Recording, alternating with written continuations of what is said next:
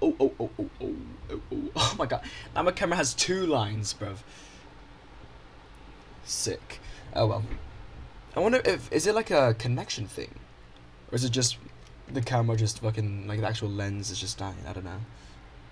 Oh well. Anyway, more C++ library stuff. Let's get it. In the last video I finished the cryptor. Well, I finished the cryptor. It compiles, and it doesn't mess up anything that's not encrypted. So I don't know if it actually decrypts properly, but the only way to find out is to get my hands on one of those files, and I don't have them right now, so oh well. But now I'm going to be implementing chunks. Chunks are what? I'm going to be implementing chunk parsings, like chunk types, which I will explain in a second. So let's go ahead and open the projects folder with my C CVP library, and open this in NeoVim, then make a new window and move it here, and also do the same thing there. Actually, I can just do this. Huge. Alright, that'll be my compiler. And then here, I'm already near Vim, sorry. Right, so let me just check my chunk real quick. So this is my chunk. I saw the type, path name, version, unknown, binary data. So right now, this is like the actual chunk, like layout in memory. However, I could also, so what I need a way is for people to be able to get chunk data and parse it in a certain struct. So like some examples are like, there's a binary chunk, texture chunk, module chunk, like audio stuff. Like all of these are different chunk types. I lied, there's actually no audio. But like animation is one as well. And these have their own like formats. So I gotta figure that out, is what I'm trying to say. Furthermore, there is a furthermore. I am debating whether I actually need this stuff here. I mean, this stuff, yes, this stuff belongs to the chunk, no question. But this stuff is just repeated from the XFBIN.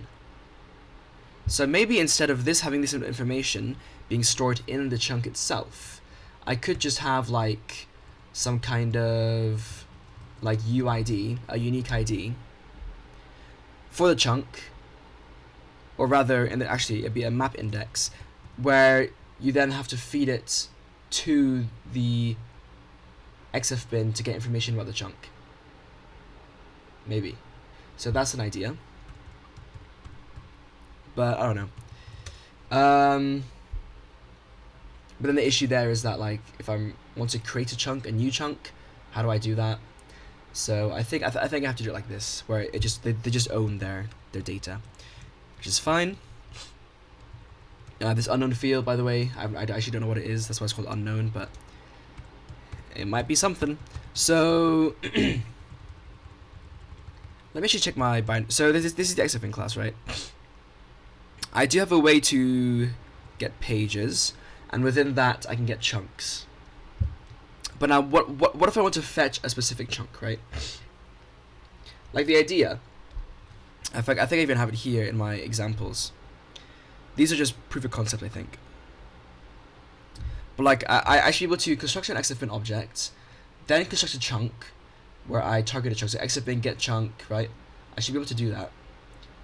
I have this constructor thing, but really I should be able to do an equals instead. And then I pass it to a specific chunk like this. But that doesn't really work as well as I'm thinking. A variant might be in order. But then, no, that doesn't work either. Aye. Yeah, I don't know, it's a bit difficult. But let me just start by creating a chunk type. So we'll go with chunk binary. Alright, so if not defined, Kojo XFBIN binary, HPP, well, chunk binary.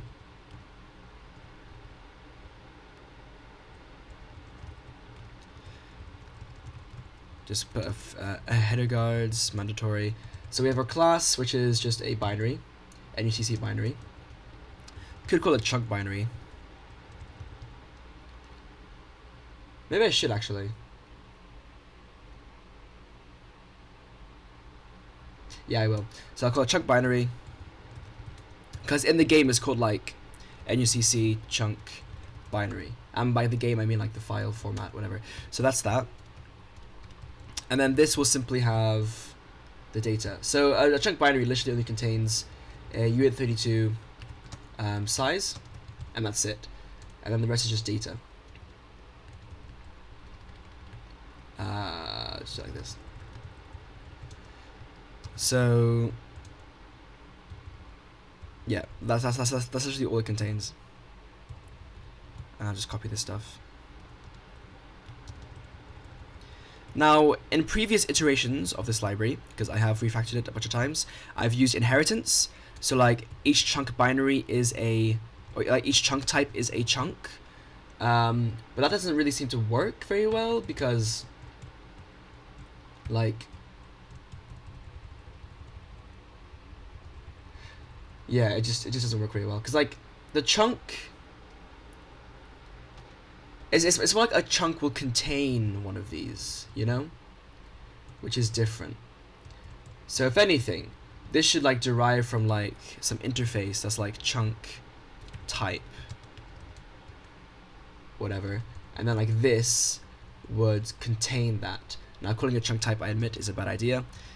This is also where like naming gets a bit fucked, because like what do I call this? Chunk? Like the thing's really called a chunk, you know? Chunk. Maybe it's like iChunk actually, right? Like an interface chunk, and then that means in the chunk here, instead of data, I have a chunk iChunk data, like that, and then it will figure out what to do. And then issue is, how do I return this to the user, right? Like I'd have to return an iChunk, and the user would have to know what to return. Like, how do I say this? The user would have to receive this and then construct the data as expected. Yeah, it just doesn't really work very well, unfortunately. Like I don't see a path to that actually working. Because like, let's say it's storing like the iChunk, it's storing a chunk binary. Like, and like let's say the user wants to get a chunk binary. Like I can't just return a chunk binary, can I? Like it solely depends on this. I could have like different functions, so like hard code it, which was another option, like get chunk binary. Like that would only return a chunk binary and nothing else. And then if you happen to use like the wrong function, then it will throw an exception, or even just like an optional maybe. So if you try to like get, so like let's say here like type is like texture instead of binary, then it will just return nothing, right? So that's one option.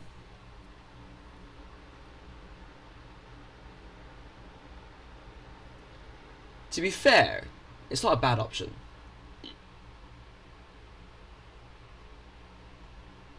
So then this works as like a tagged union, where the tagged union is not an enum but a struct thing.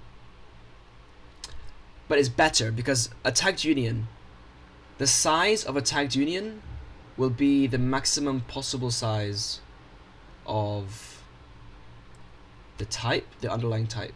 So like standard variant, like if I have a chunk binary, which like isn't really that big, and then I have like a chunk animation, which is pretty big, then if I have a chunk binary, I'm just wasting space because I have this already, you know, this chunk animation.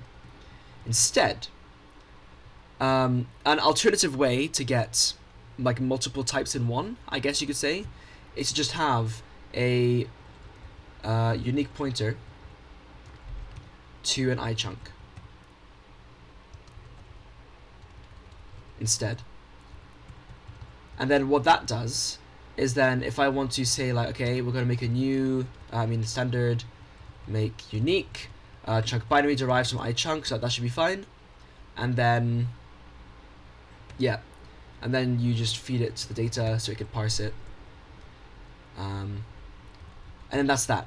And then like you would do this, not here, but like you do like in a function or whatever when parsing it. And then you'd set the type to chunk type binary, right? And then this function would say like if not chunk type equals chunk type binary, then return nothing. Else, right? Otherwise, it would return data, because data is a chunk binary. Pointer, mind you, it'd be pointers though, so that is something to keep in mind. It'd be a pointer, so I'll be returning a standard unique pointer to chunk binary.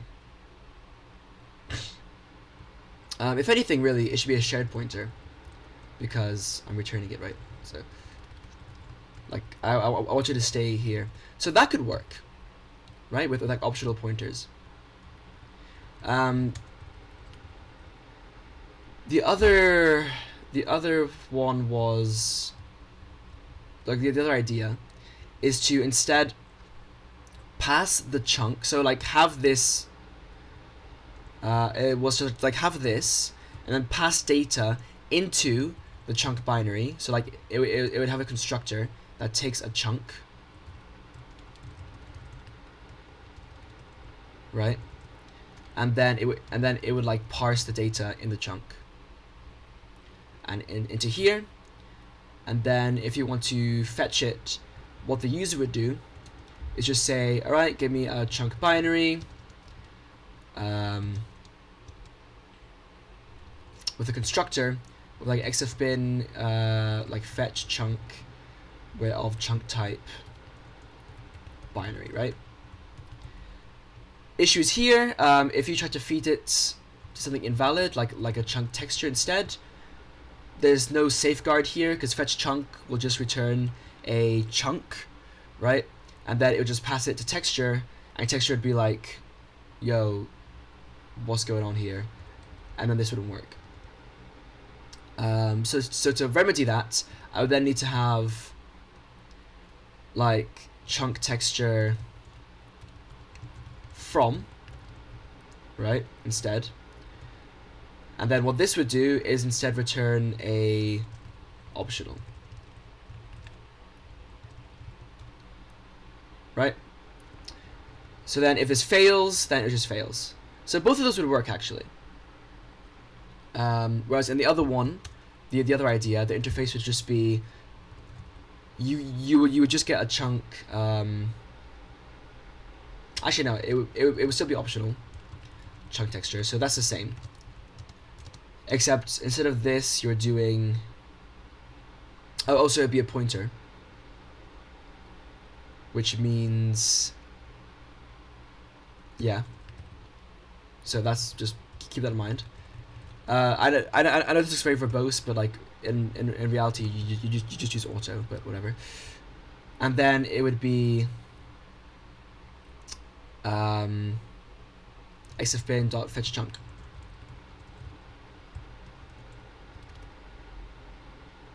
Ooh. No, it'd be xfbin fetch chunk binary.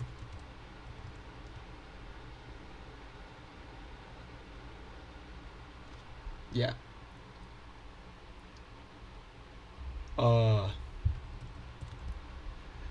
Yeah, and this doesn't really work, does it?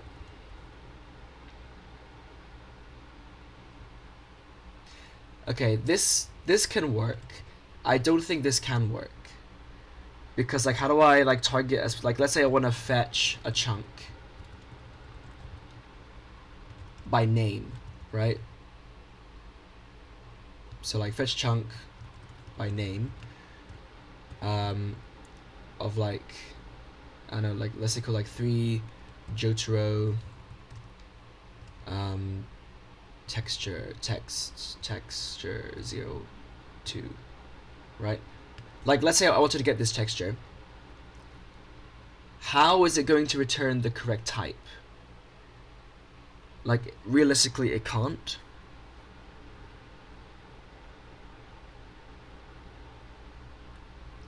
Here it's fine, because it will just return the chunk, and then this, and then it's up to this to construct it, right? But here, this is proposing that this function will return chunk texture, but it can't do that. It can only return the interface. So yeah, I think this one is actually off the table because it just doesn't really work.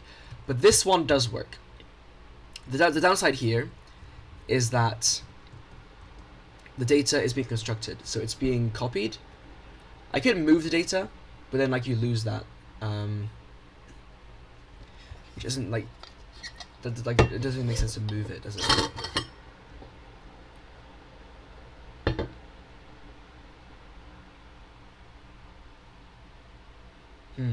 No, yeah.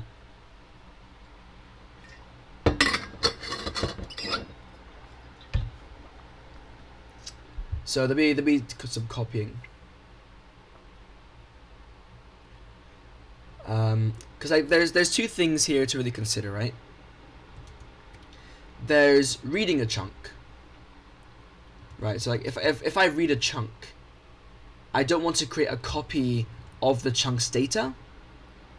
I want to just have, like, just parse the chunk and then like be done with it, you know? Which is fine.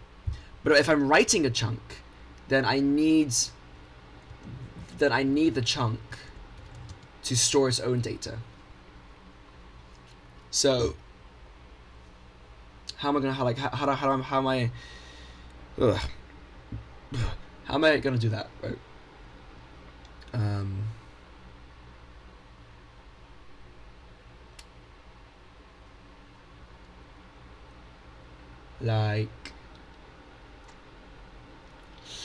Like for chunk binary is the best example. As I already showed, it literally just contains a uint32 size and then data, binary data. Now, if I wanted to make this more optimal, I would do binary view of data, because binary view is non-owning. It's just like a span basically. Whereas binary is owning, kind of like the difference between string and string view, right?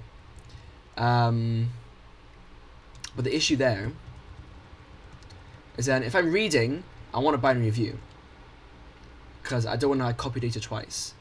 But if I'm writing, then I want to store my own binary, obviously. So an option is have binary view of data, but then privately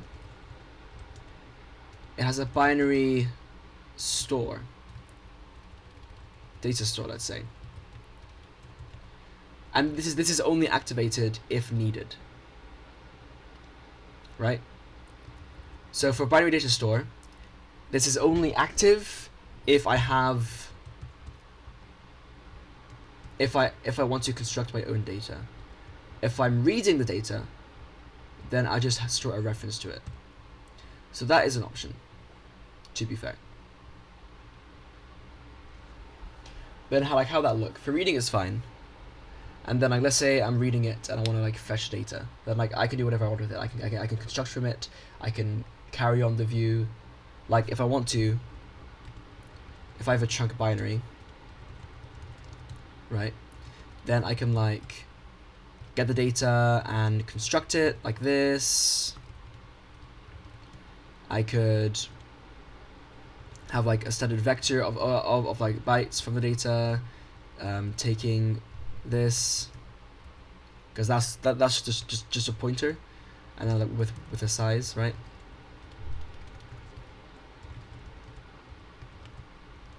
Like I can do that, this.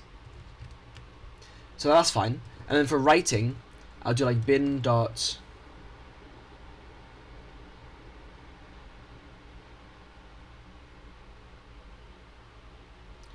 write data.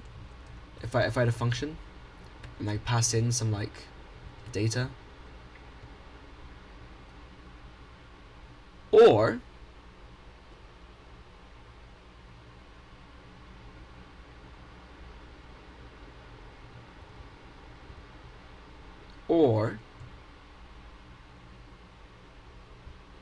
have the user write the data.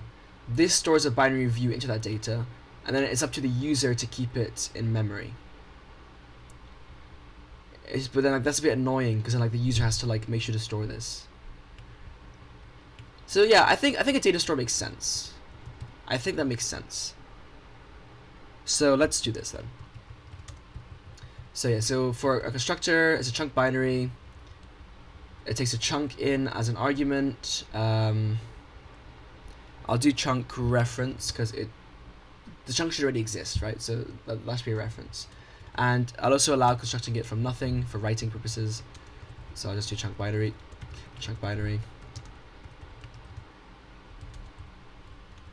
Equals default probably. So what this would do is just parse it.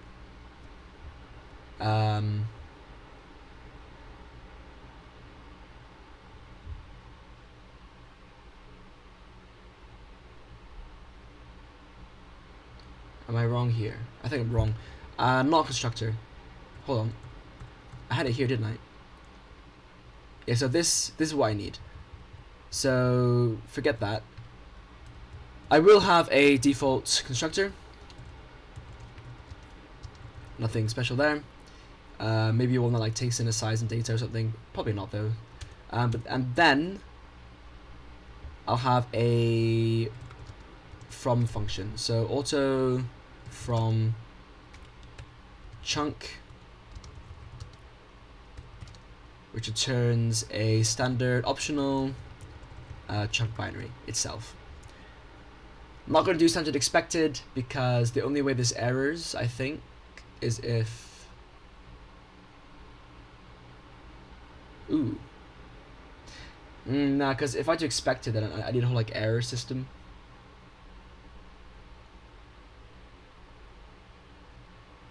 Mind you, there are other ways it could fail.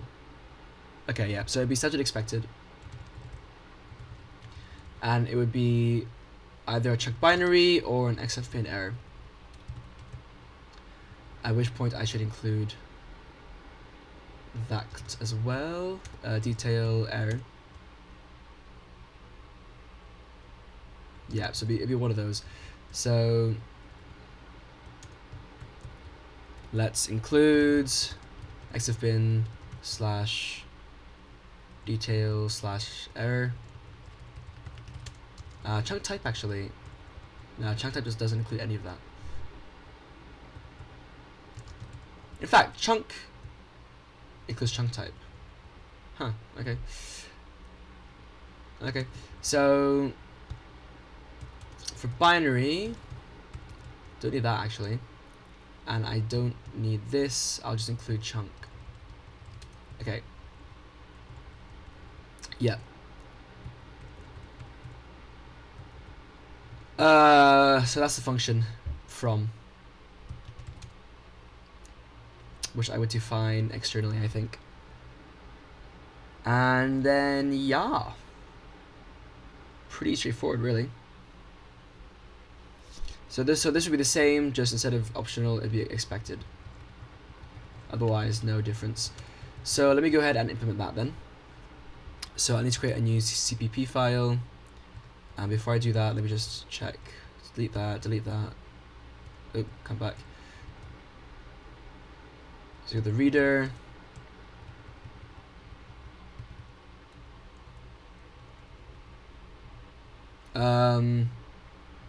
Yeah. I guess I'll give them each their own file. So like chunk binary is very simple. .cpp. We'll literally just include xfbin slash chunk binary.hpp using namespace Kojo nucc and type abbreviations. And then auto chunk binary from would be a const chunk reference. I forgot to actually do that. That does affect the signature, so I'll need to do that.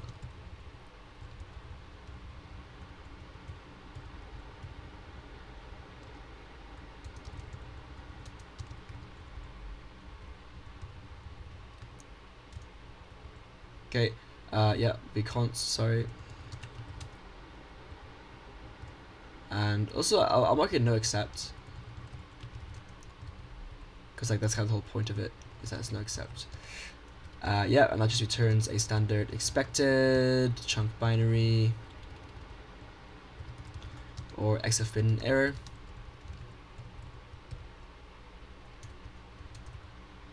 Okay, and first of all, first check we will do is if not chunk dot type equals chunk type binary.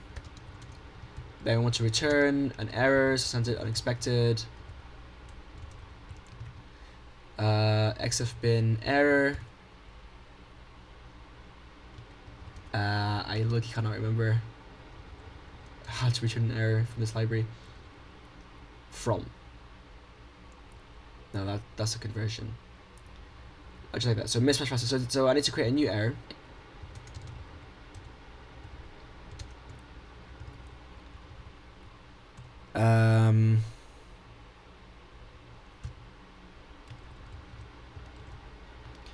Unrecognized chunk type string. Mismatched chunk type. It'll probably be. So just a struct mismatched chunk type. What the fuck? Chunk type.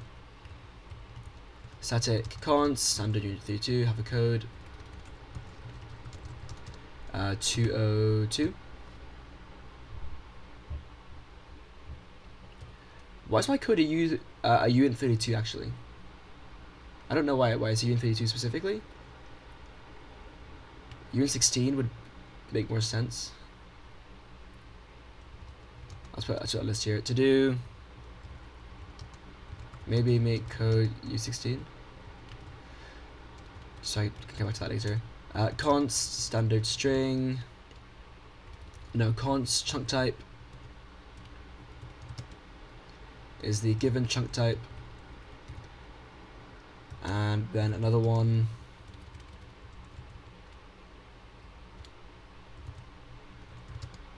for the expected chunk type.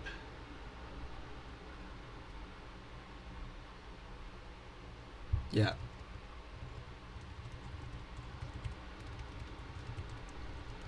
Okay. So mismatched chunk type. Default constructor doesn't exist.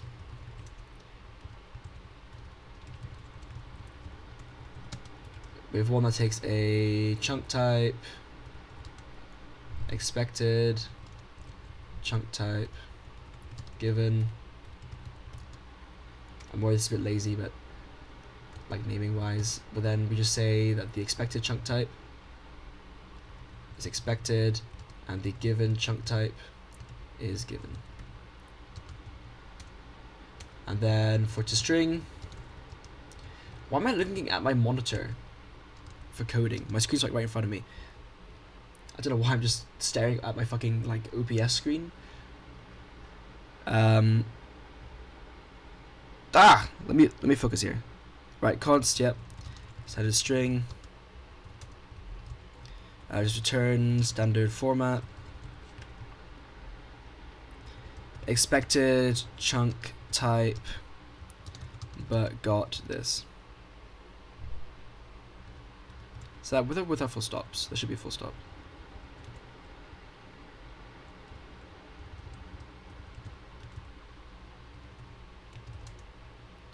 Yeah. So now I actually need to include that.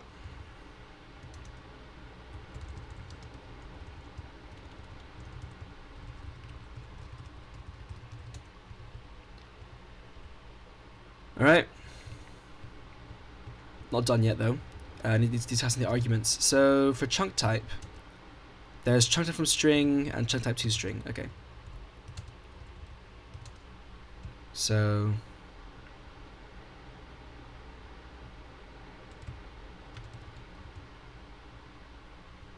namespace, Kojo, okay, yeah, it's in the namespace.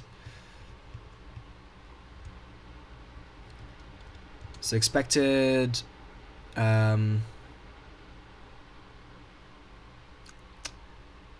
chunk type to string, expected chunk type, but got given chunk type.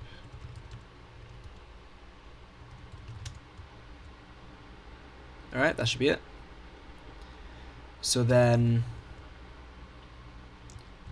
back here, mismatched chunk type. And I'll pass in expected chunk type binary,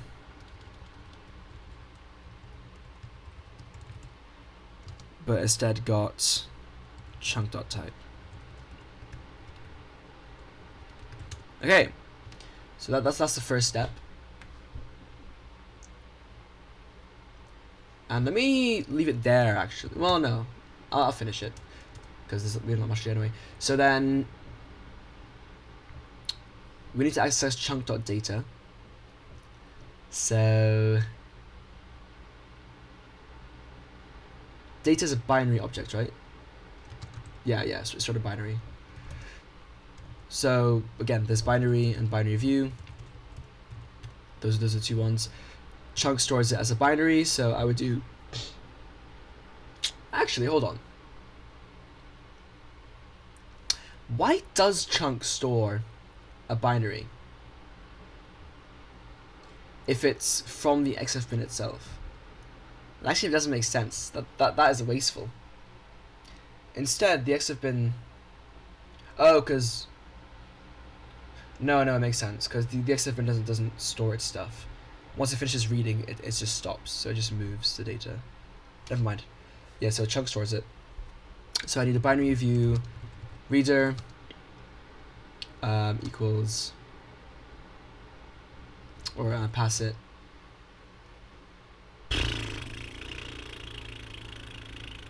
chunk.data, and then we'll just do reader. So then we start the reading process. Here I need the macro that I have from here.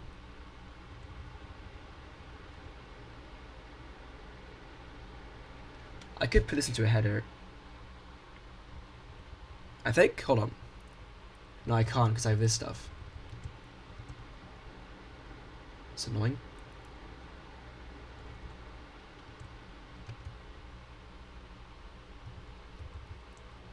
Yeah, it needs to wrap it all.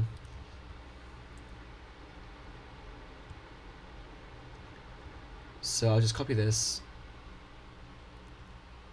Really messy, but I can't. This is C++, man. Like I can't. There are some things that you just literally cannot control, and it kind of sucks. Then take this and put that at the bottom. So now I can use try. So just date. Was it size? I think. This dot size. Size equals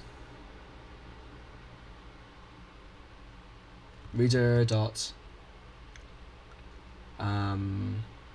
read U32 standard endian big. Ooh, it's a little big actually. I don't know.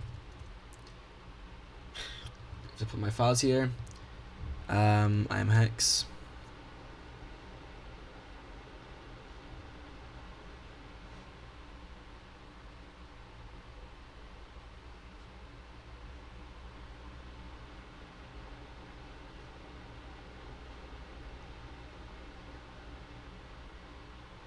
This one. This is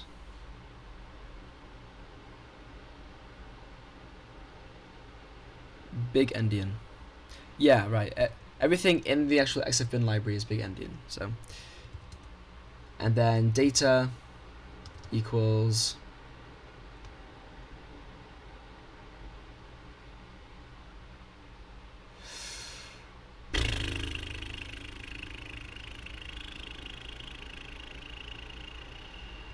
binary view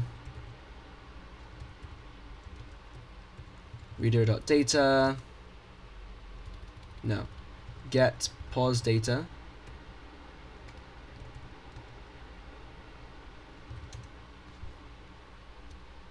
and the size.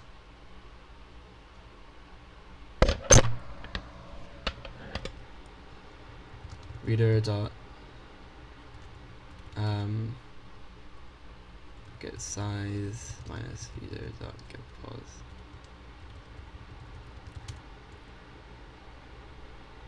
I need to really make a way in my library to, like, in my binary library, to pass a binary view, but just like kind of truncate it, like a substring type thing. Actually, let me have a look real quick. Why I'm still looking at my monitor, at my fucking OBS recording. Maybe because of the screen glare. Hold on. Let's close this blind. Okay. Projects, binary. So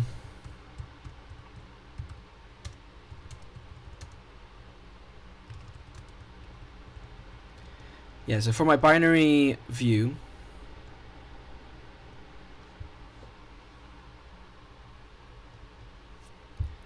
I don't have a constructor for another binary view,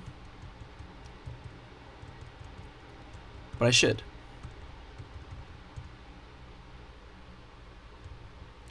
I should have a binary view, just a binary view,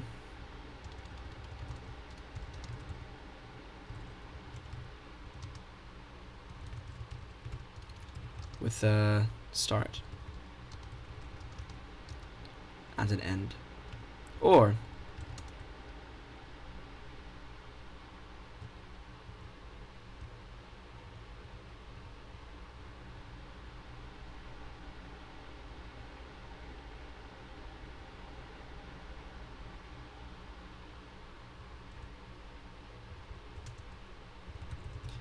to discard sub view, like substring, sub view, const, no accept,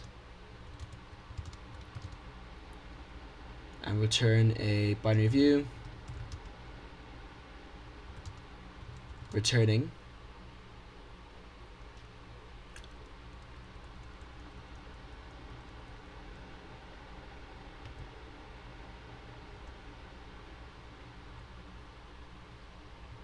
return a new binary view with, yep, so I could pass in a pointer and then a start position.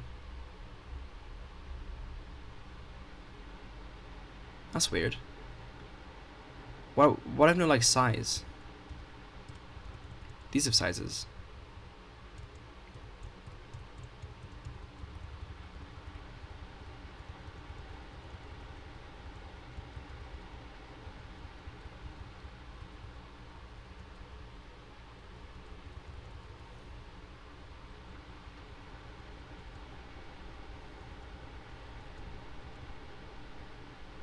Very strange. Can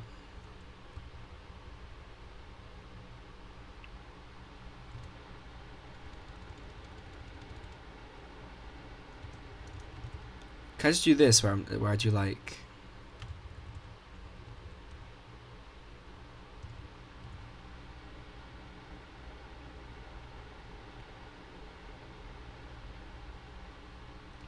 binary view copy equals this. Is this a pointer?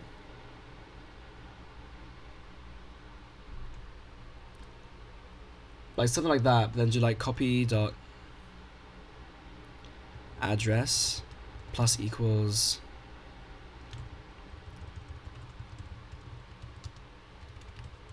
start length size. So like just add start and copy dot end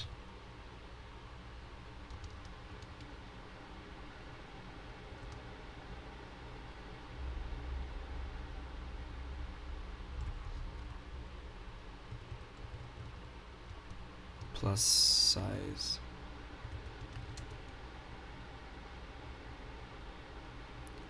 Something like that, basically.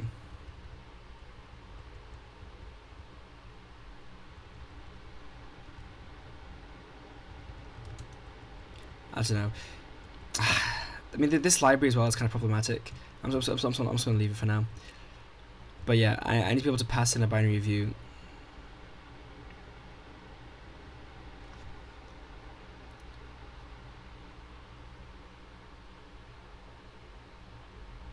Maybe I should be using binary views anyway.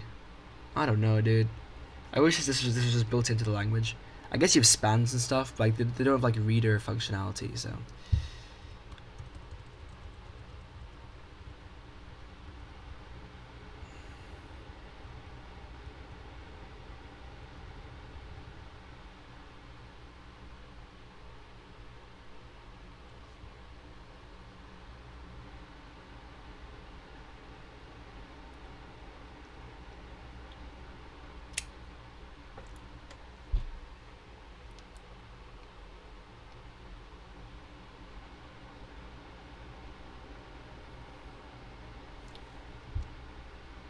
Tell you what.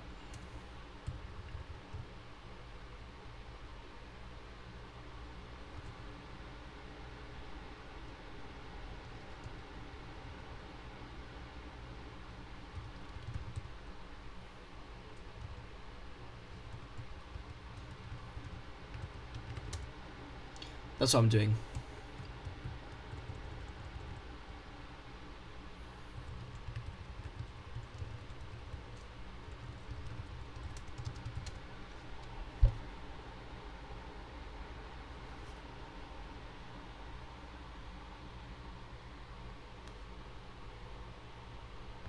Yeah, I think I prefer if this library was purely just like binary reader and binary writer. Cause like the way they store stuff is just not really, it's kind of it's not so flexible, and it's been bothering me for a while. So I'm gonna do this for starters, and then just say that data equals the reader needs a way, the binary view needs a way to write to a vector.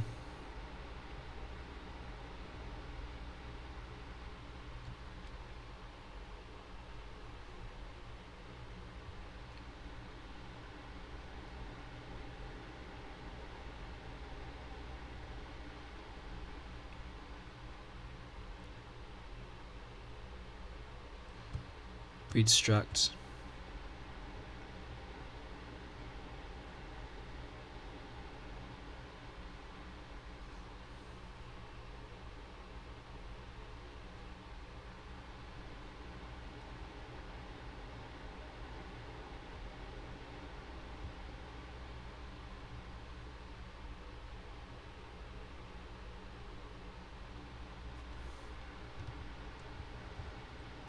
Data equals standard span standard byte constructor with these, I think. Hold on, CBP span.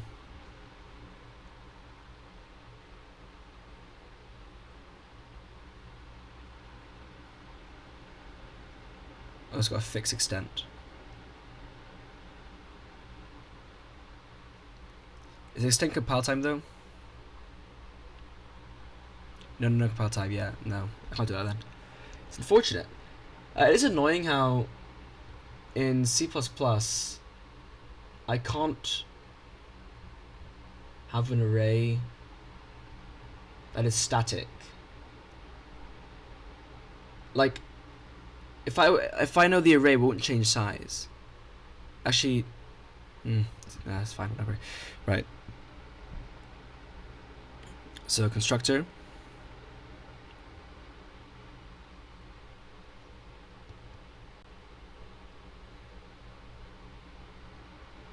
The first and the count.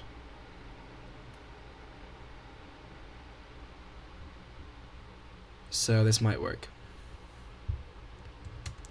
Find out. But that would be it.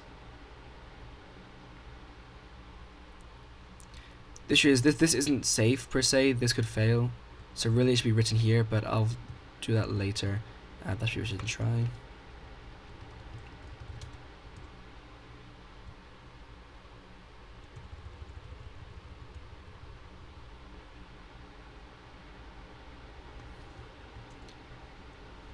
I finally this won't compile because I called it no accept.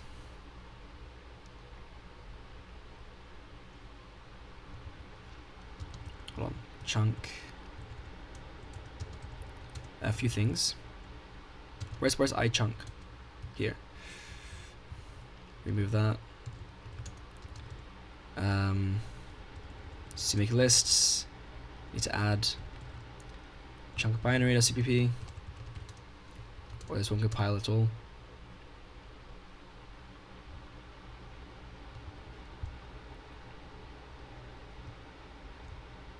Huh?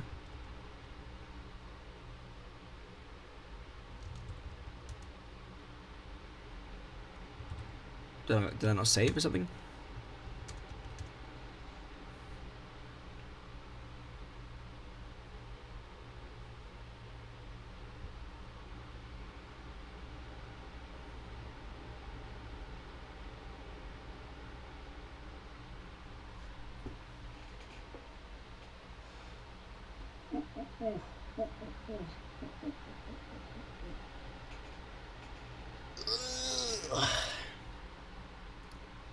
Typo.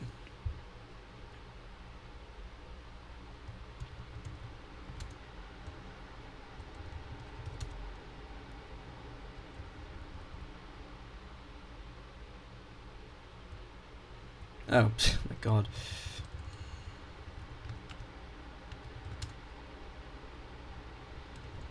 No member get size.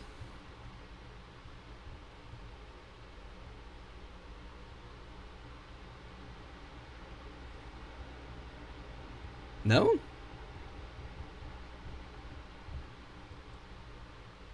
That's weird.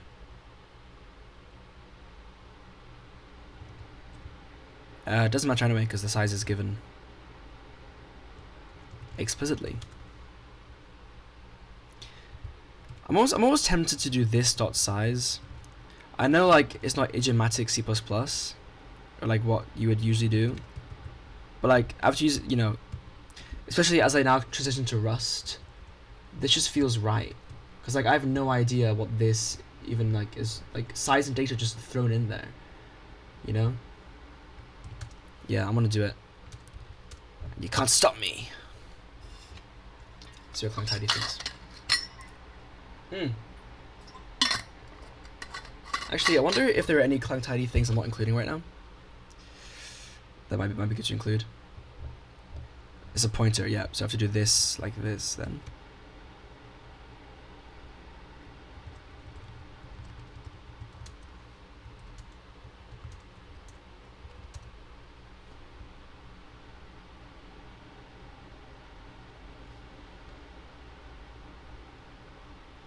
No magic constructor.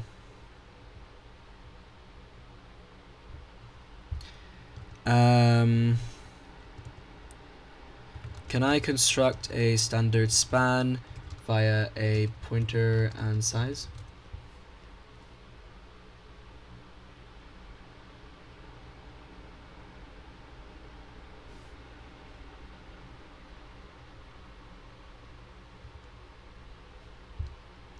Is it because it's const? Probably. In fact, it should be const anyway, I think. Because you don't modify data from within the span.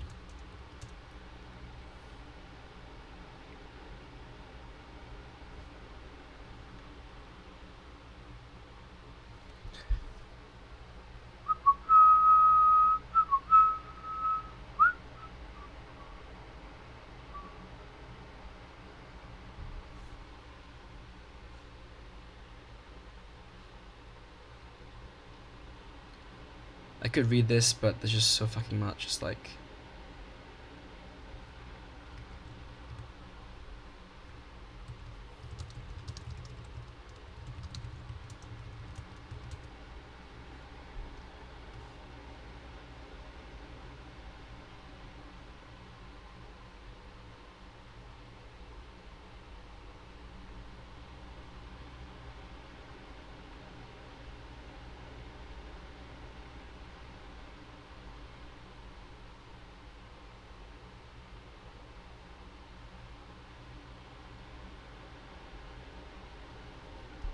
Okay. So we do have an implicit conversion, but no, but it's widening. So implicit widening is completely fine. I did the correct fix. I just didn't fix everything for it because I did it here as well.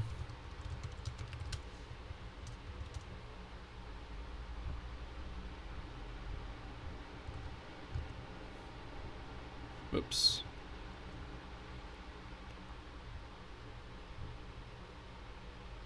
Hold on. No wonder it looks weird not having this. I don't even have the right thing. Chunk binary. Results. Then it should be results dot size. Result dot data.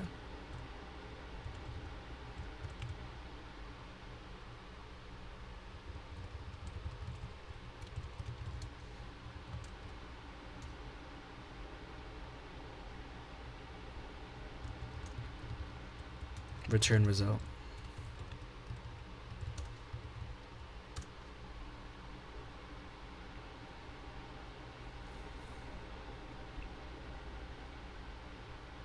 Wow, that was fast. Try running it. Oh, what the fuck.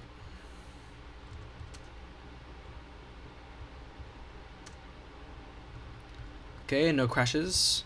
Actually, there shouldn't be because I didn't want to find anything else outside of that, but we'll see if this works, I guess. So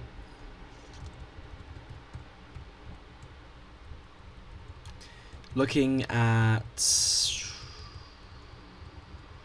our main, let's try this out.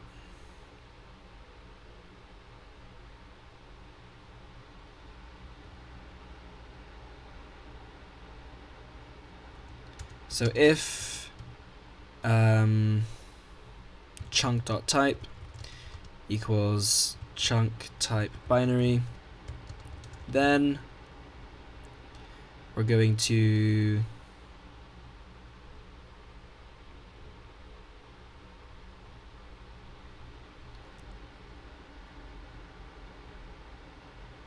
chunk binary,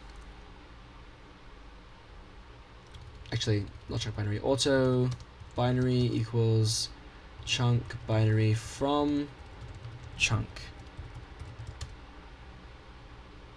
Okay, and then if not binary, then standard print line error.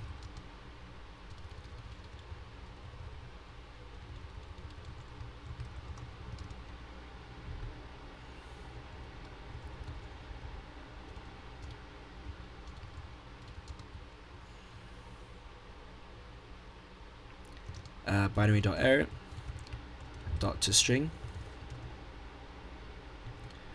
Binary, is it, do I have to do variants? No. No, I think that should work. Okay. Otherwise, and then like return. Or just continue even. Otherwise, standard print line. Hold on.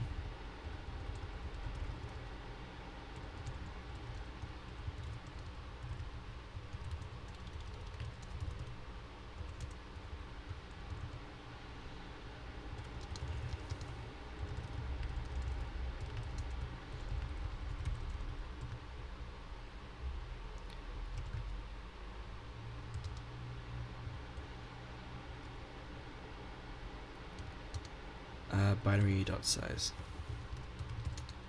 Okay, pretty good test. Let's see if it works. Alright, I need to include it first. So yeah, so as I intend, you should have to include these manually.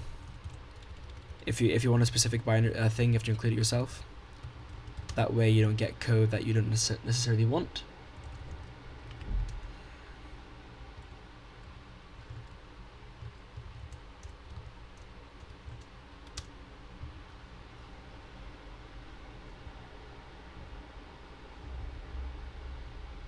Call to non-static memory function. Oh yeah, I had to make it static this entire time.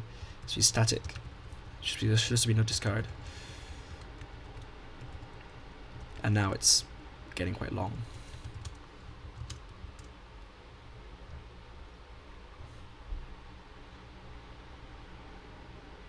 It's marked no accept, but like it can definitely throw an exception right now. So I do have to fix that. In fact, I'll make a quick note of it. This can throw an exception. Need to wrap in my library.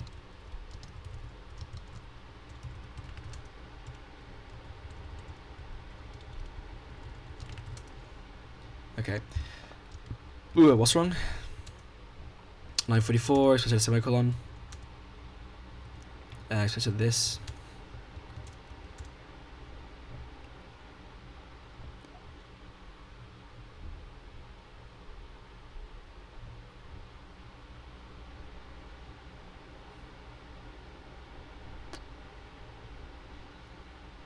Sick.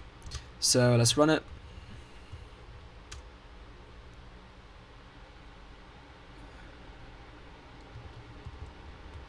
Let me move this down.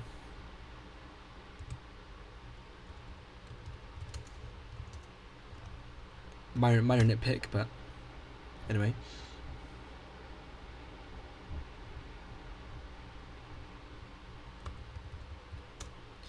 Yep. So as that works, you can see here if it's a binary, we get the size is correct. And now let's say we try doing it on a null. I should immediately get an error that says, hey, you can't convert, you can't construct a binary from a null. Now the issue with the error handling, unfortunately, is that it doesn't really give much information.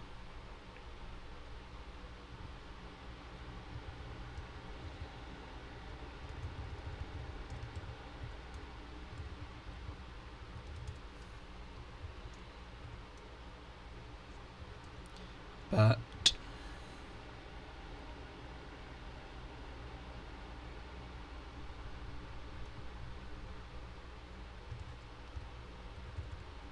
like if you look here, it does work.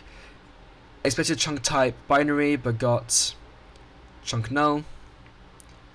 So that works.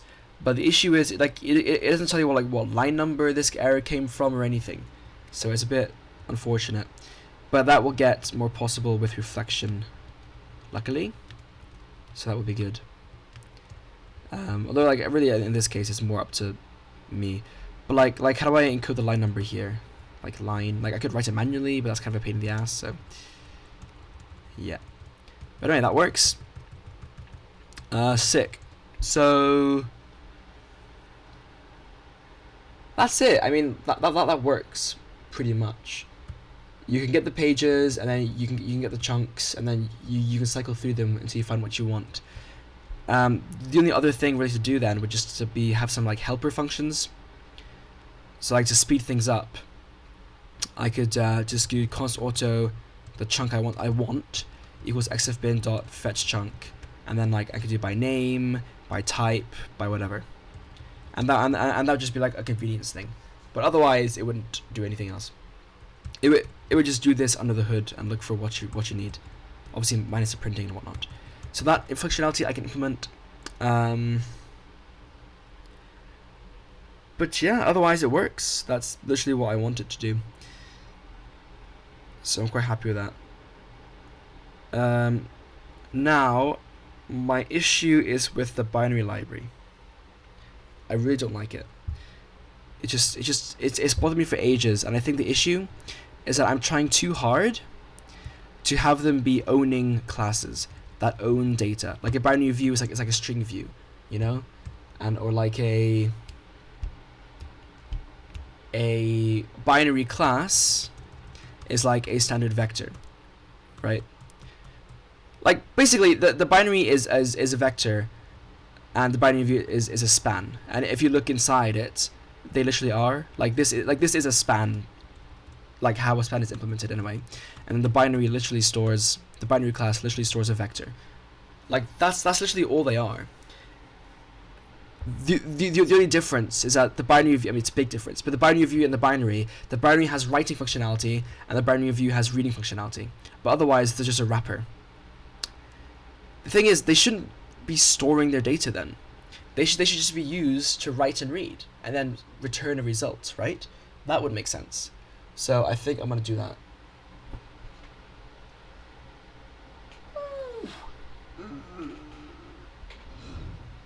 Hold on.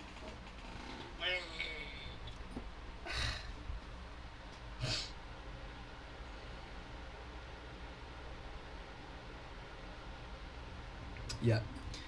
So I think I'm going to change this to just binary reader and binary writer.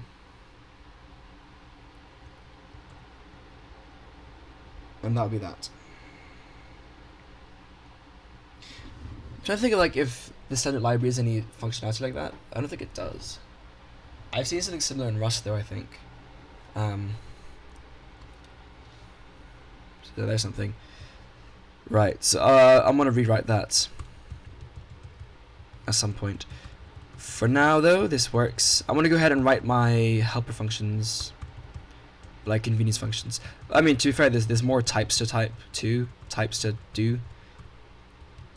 Fuck, there's more types to do as well, but I don't think I even have, I don't really have them though.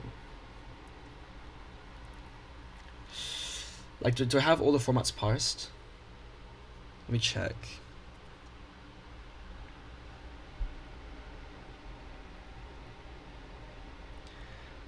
Binary, NUB, page, texture, ANM. I just don't know which ones are finished. Texture contains an NUT. So you got unknown, width, height, unknown, size. And NUT, the data. Right. NUT is a specific thing, not part of the XFBIN. It's in a separate format, so I wouldn't include it in this library. Keep things modular, you know, which means it's fairly straightforward. Just this data.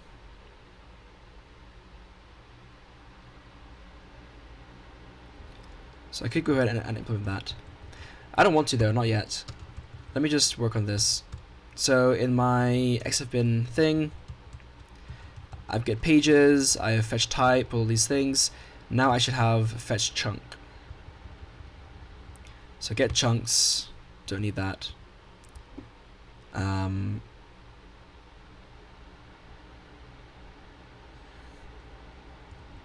Okay.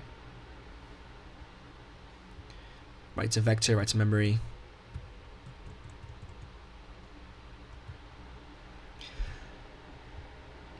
What do these even do? I have these write functions, but like, are they even defined? I don't think so.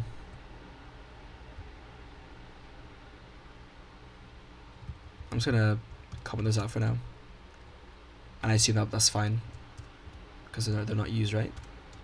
Fuck.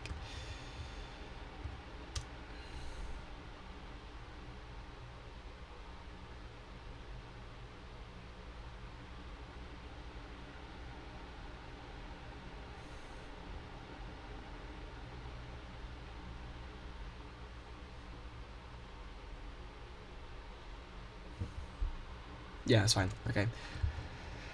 I don't know why that takes so long.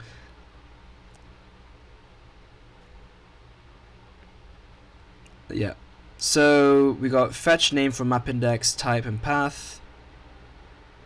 Then I want to fetch chunk. So for the fetching chunks, you can fetch by index, which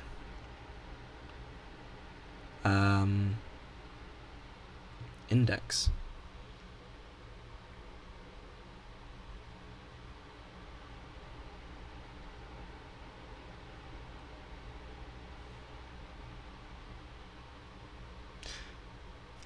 Get pages returns what? Returns a span of pages, which means you can index it.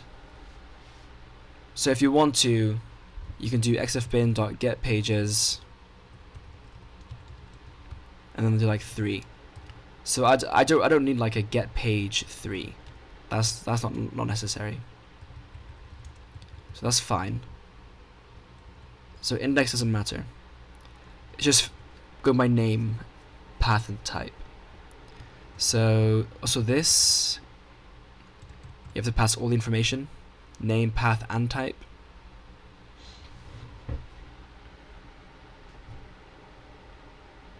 In case like it's conflicting.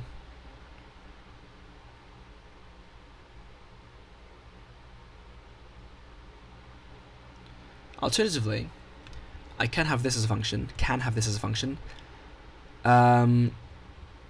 Say I have a no discard auto fetch chunk, right? And it has a few arguments. So you can specify the chunk type,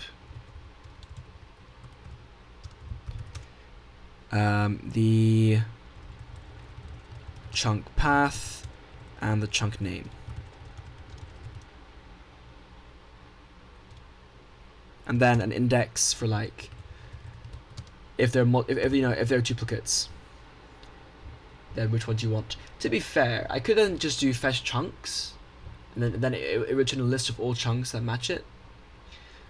But I don't want to do that because then like it's slower because it will have to parse all the chunks, like go through all the chunks, and then return like a vector of all the ones you want.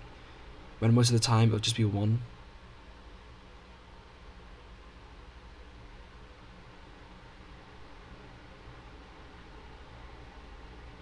So I'll just do this.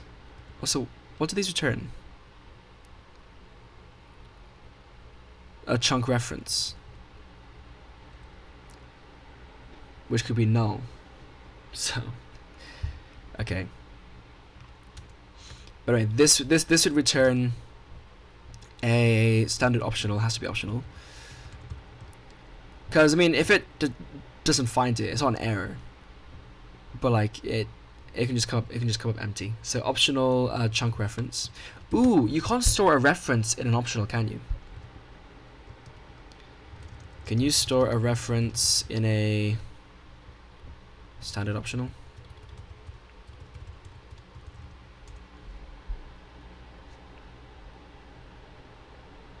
Oh, sick. It actually works in 23 and later. Oh my god. I think that doesn't work on all compilers though.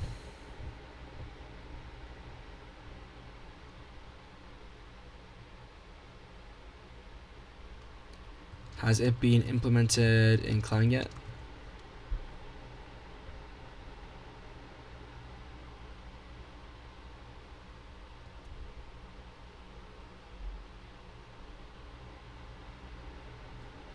Because I tried this, but it used to not work.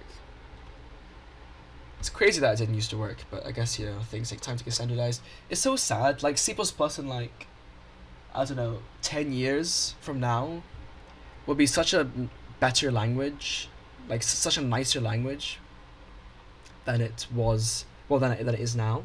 Because, like, we have so many features coming through, you know, reflection, pattern matching, modules, things like this, and, like, standard floats and all that.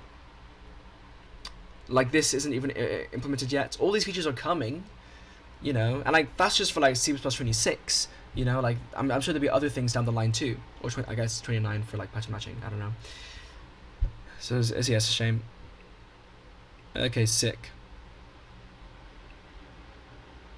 So I can't use this. You can use standard reference wrapper, then opt get.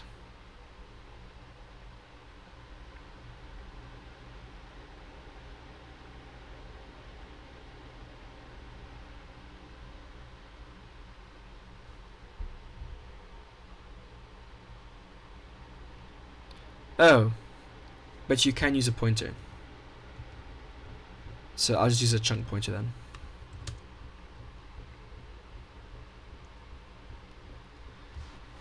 I mean, and it's a bit goofy because like, just make the chunk pointer null then, so you have null pointer. Like that's fairly well defined.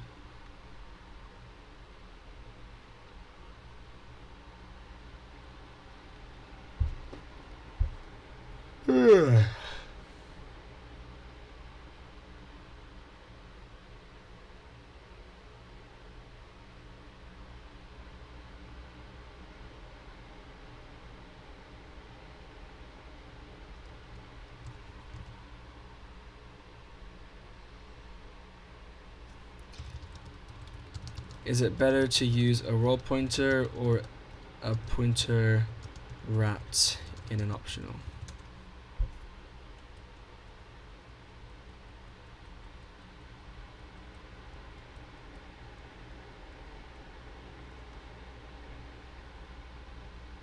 No answer yet. Answer is no. Answer is a valid pointer.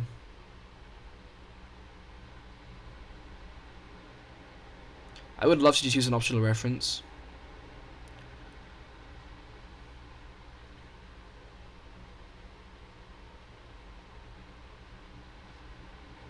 Standard ref.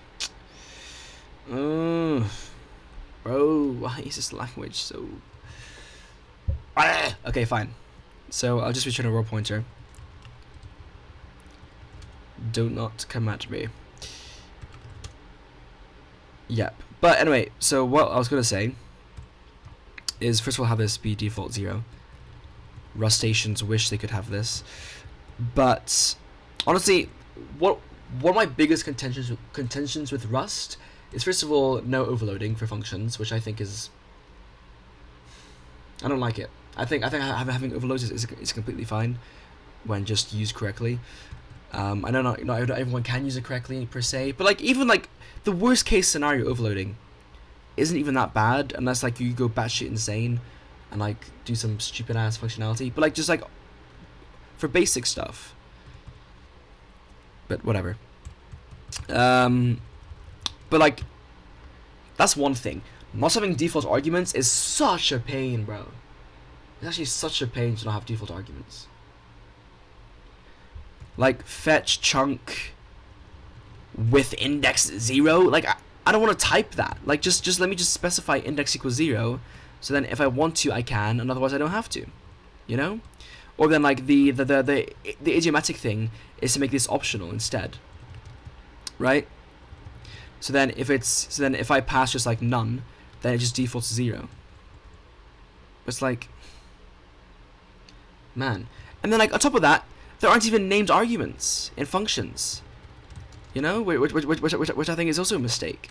I think they should support named arguments, and I really hope that gets added in the future. Anyway, I don't have to worry about this because I'm in C++. Yeah. But so anyway, so instead of having a fetch chunk by type, fetch chunk by path, fetch chunk by name, I'm thinking instead of just having a standard optional for each of these. So if you don't want to specify a type and just say any type, then it would just do that.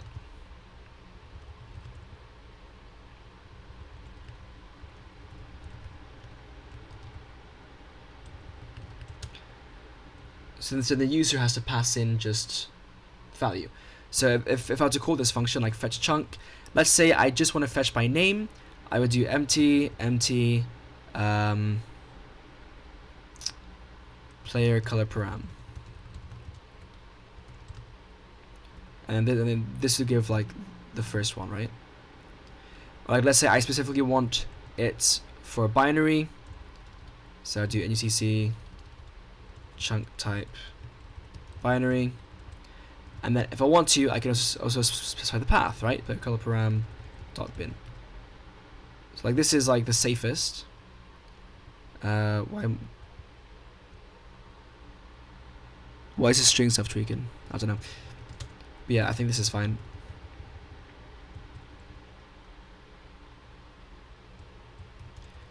Right, so that's fetch chunk. I'm gonna copy this and implement it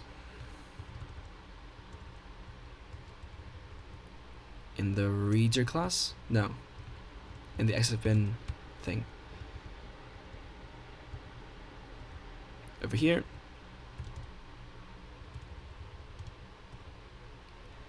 So auto XFBIN fetch chunk with these.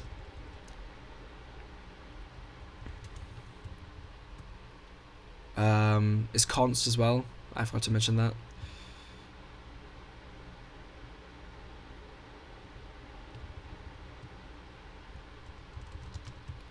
In fact, these should also be const, I think. Fetch type from map index. Is there a reason they're not? I'll make them const for now. conceptually they should be. And if there's something where they can't be const, then that's a mistake on my end, because they should be const. But anyway, yeah, fetch chunk. Yep. And then remove this. So I'll do for auto page in pages, for auto chunk in chunks,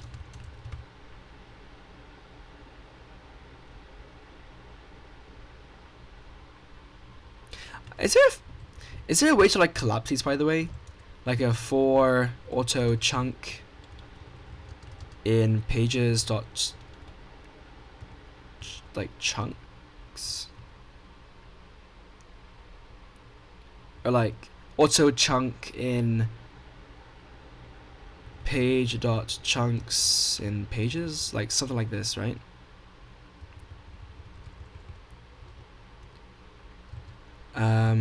Does C++ have a pattern to combine things like these into one statement?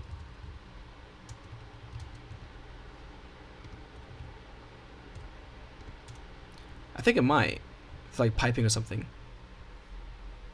Ooh.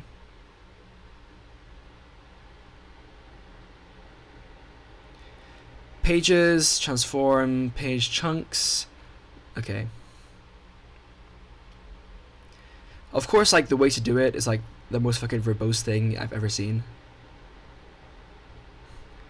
Is there a less verbose option?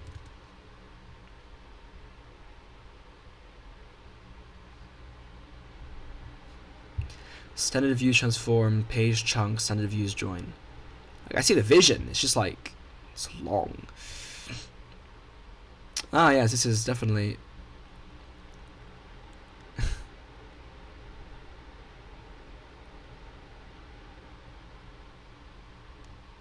Okay. What about join with then?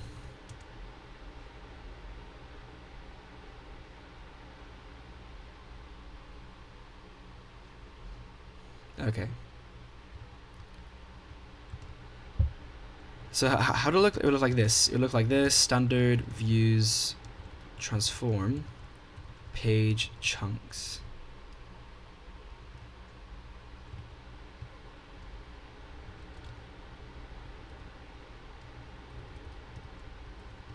And then standard views join.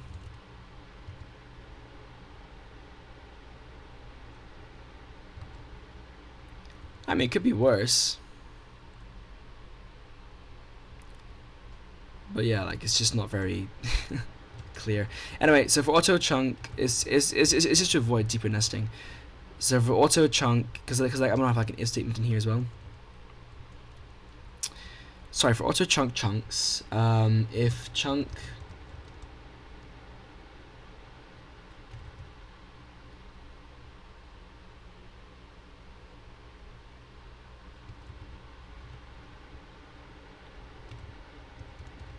okay,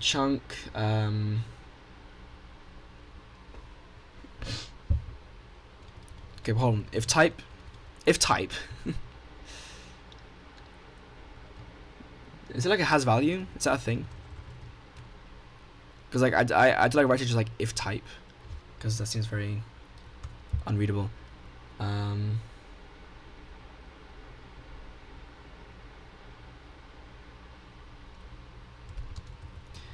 I don't like how I don't like how fucking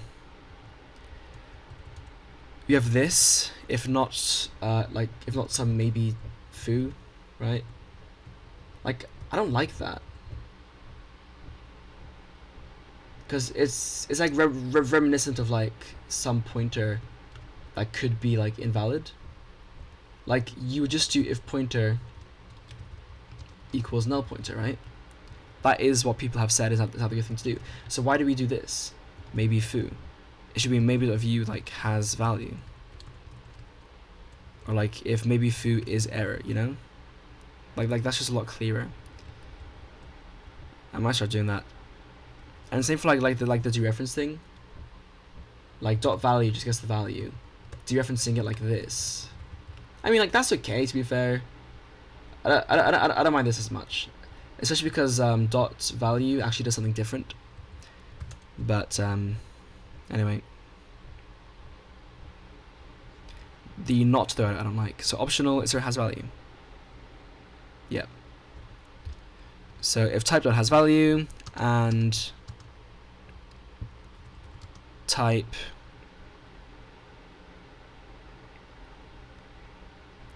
does not equal chunk.type, does not equal type, then return. So I continue. And same thing for all of these. If path has value and chunk.path does not equal path, and then for name, same thing. I'm aware I could combine these. So if type has value and type is equal type and path has value, well no, because actually this needs to be ignored.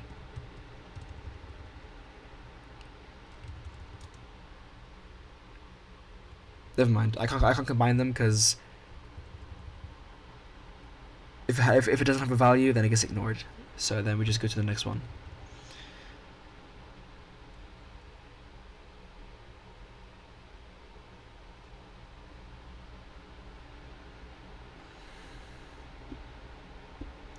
The issue here is that it's possible to have nothing. But like, to be fair, if the user is doing XFBIN dot fetch chunk, boom, boom, boom, they probably don't deserve to get anything. So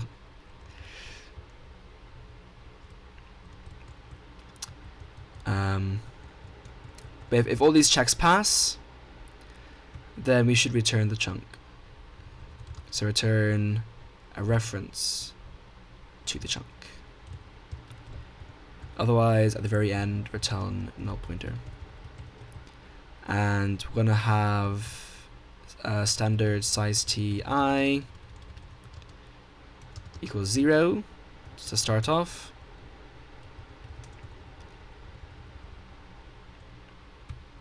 So we'll say if I equals index,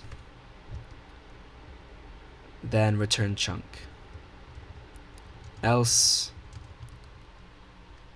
actually there's no need for else, otherwise we just do I++. That's basically it really. So if I go back to my well, let me just compile first. Actually no, I'll use it.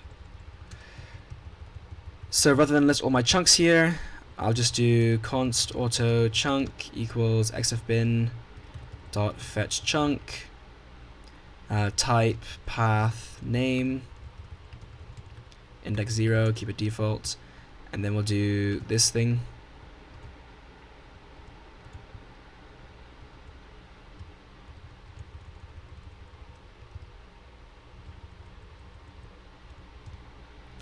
I don't need this because I'm already assuming what it is there.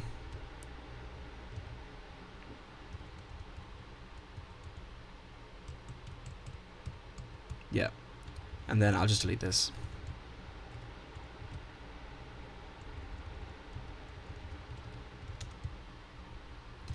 Okay.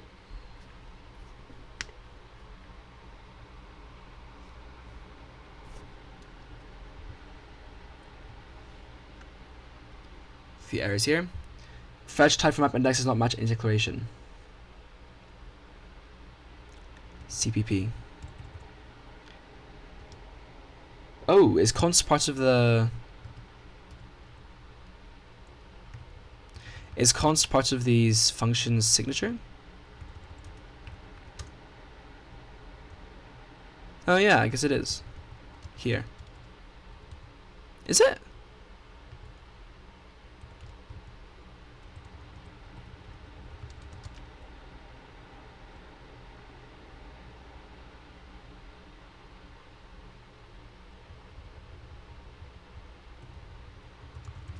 I guess so.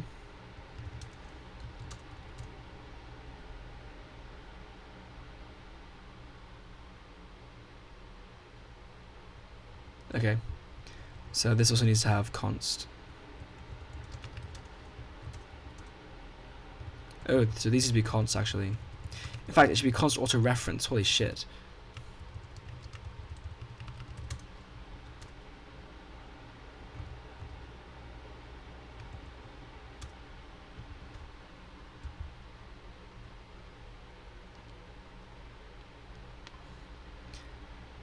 Can initialize it to an object of type chunk with an R value of type Kojo and CC chunk pointer.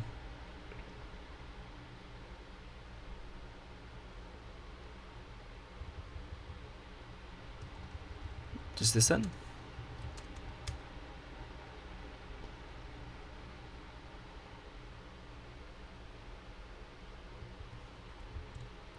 What's wrong? Oh, because it's a const. Right, yeah, it's a const string pointer.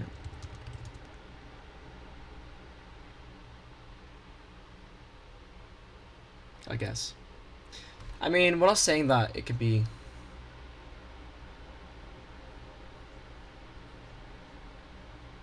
Span is const. Modifiable. Yeah, we want it to not be modifiable. Well, no, we don't care about the data being mutable. I mean, not mutable.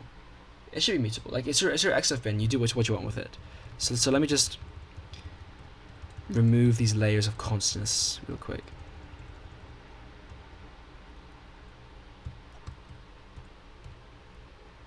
Yeah.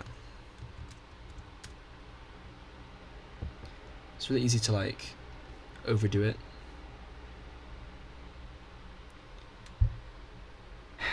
It's still const.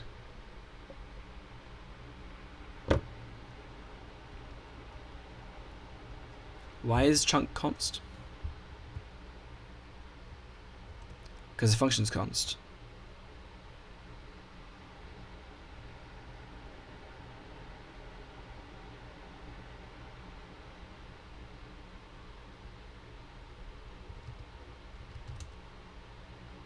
Okay. So let me remove const then.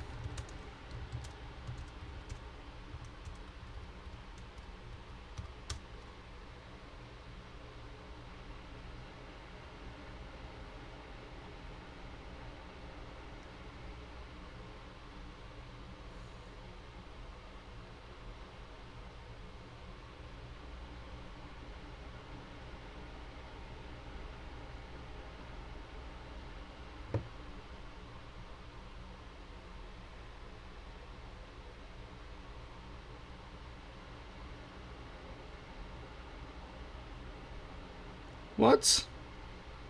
Standard function is now marked as legacy. Instead, you should use copyable function.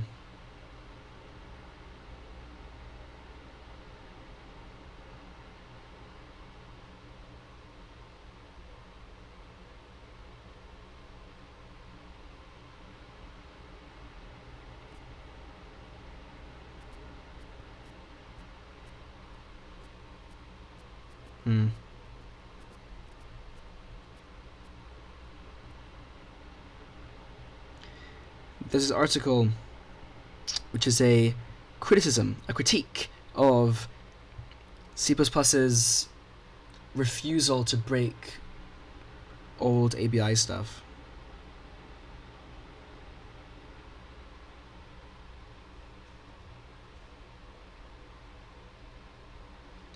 Well, not API really. So that old code no longer compiles. But yeah, I mean it's a tale as old as time. So this argument to member function fetch chunk has type const XFBIN, but function is not marked const. It's kind of weird because like I feel like C++ is like approaching a breaking point, you know, where like it's just gonna like it's gonna just kind of need to break some things because of like just how much technical debt is like amassed. Like honestly, like if you just took C++ and made C++2, or like maybe CPP front aims to be that, like even just change like change none of the syntax, you know, maybe like remove macros and then replace it with like the reflection stuff that's coming, and like modules and stuff, and then like that's it, and then just rework the standard library, you know, to like change like deprecated things, make things const by default maybe, and like things like that, and then you have a much nicer language, and it's called Rust. So yeah. Auto chunk XFBIN or fetch chunk was wrong. This argument to member function has type const XFBIN. This should be a pointer.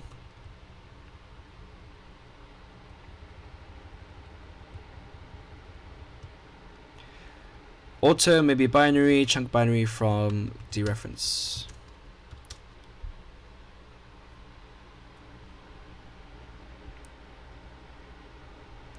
This argument to member function fetch chunk is type const XFBIN, but function is not marked const. Oh, because of this. Yeah, I mean that is an issue, I guess. So the issue here is I basically need a fetch chunk and fetch chunk const like variant. Because like I've declared that I don't want to modify the XFBIN, so I'm just gonna declare const. But if I declare my XFBIN as const, it means that I can't like do like simple function calls like this, because these might not be const. You know, maybe I do want to modify the chunk, but I can't do that with this function. So like I basically need to have some kind of const variant that is const, which is kind of like problematic.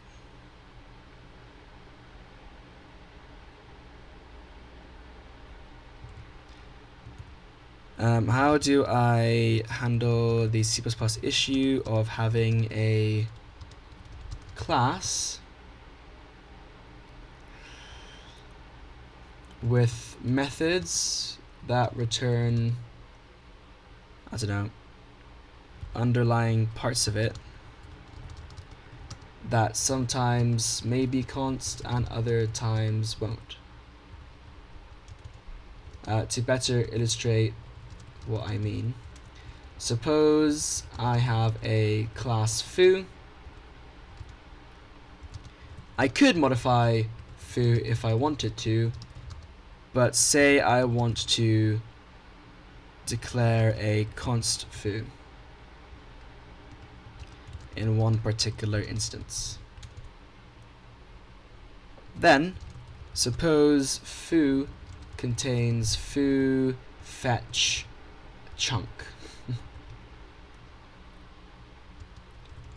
which returns a non-const pointer to a chunk within foo, chunk of data within foo.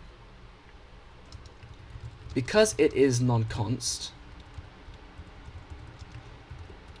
since I want to allow the user to modify the data if they want to, I can no longer call this function while having a const foo. Yeah.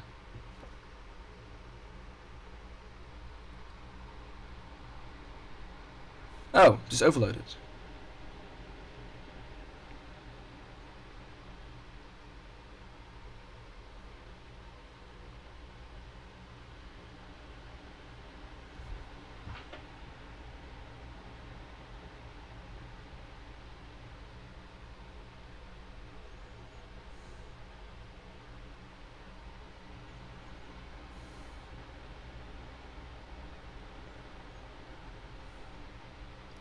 Deducing this.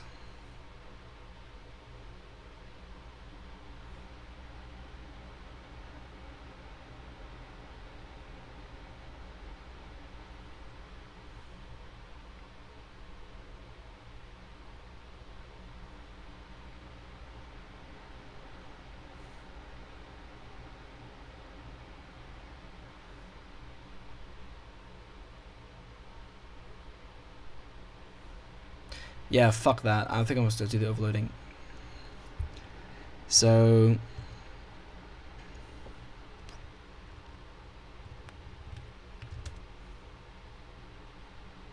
I wonder how this works in Rust, by the way, because they don't have overloading. So in my code, I need to have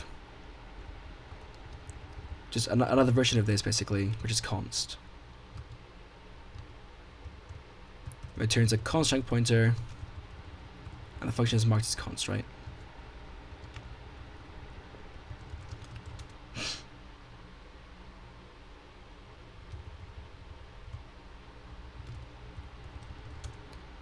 And then in my code here,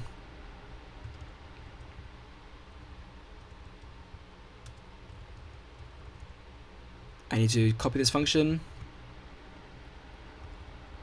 and change it up.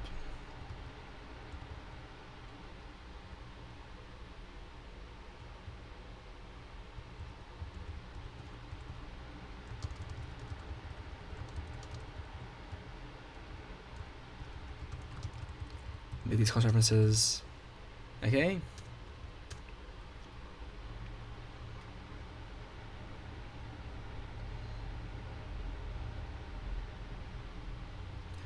Does mean there's some code duplication, and I could follow this method, to be fair.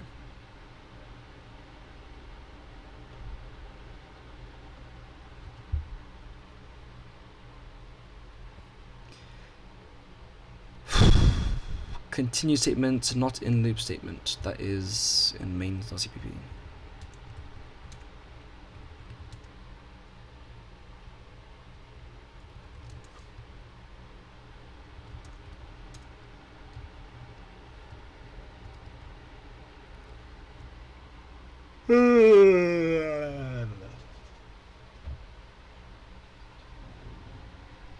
Okay, then run it. Okay, that worked. Let me just do a few more things here.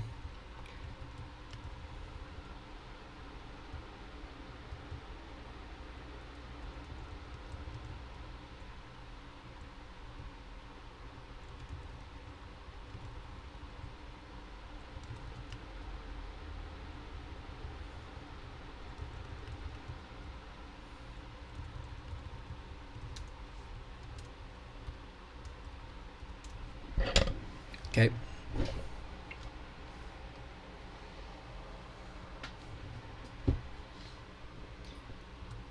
Does this, hold on, does this even, should this be a reference?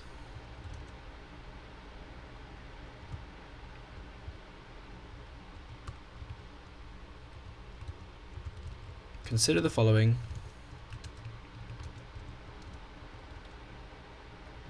Should I standard move at the end or use a const reference?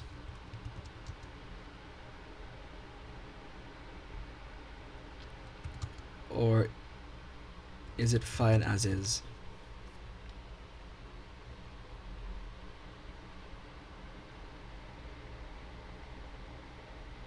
It is copying. Fuck!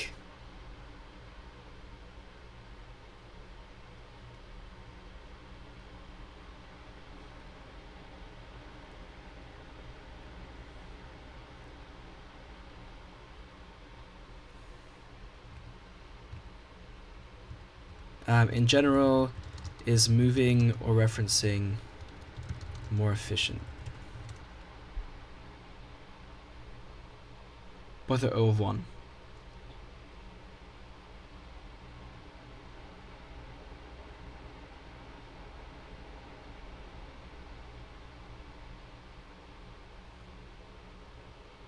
Negligible difference. Yeah. So yeah, so I should be doing standard move on this. Fuck. Okay.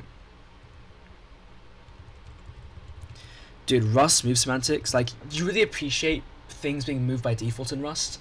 Like, board checker aside, just that being the default behavior is just so nice. and then the board checker just takes advantage of that by making sure that no one can like, you know, access things that are invalid or whatever. It's crazy, bro. So this should work, right?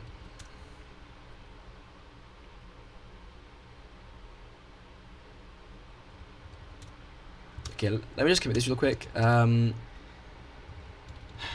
Add chunk binary and fetching and XFBIN fetch chunk.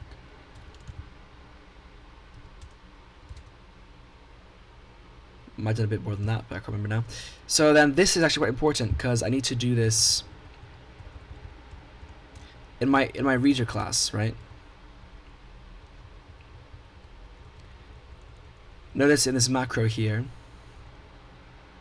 wrong fucking thing. The macro here. Oh no, yeah, it does standard move it.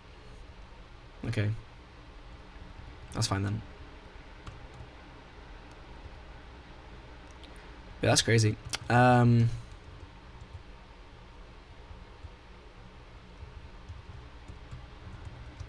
That could be const.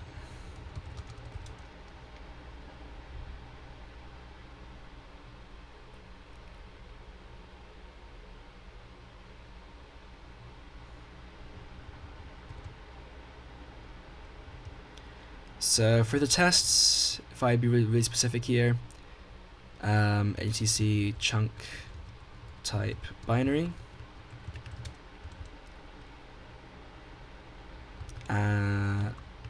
test that first.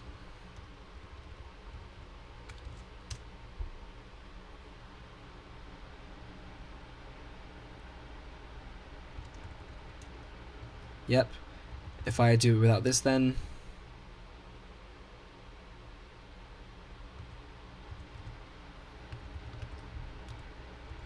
should still work.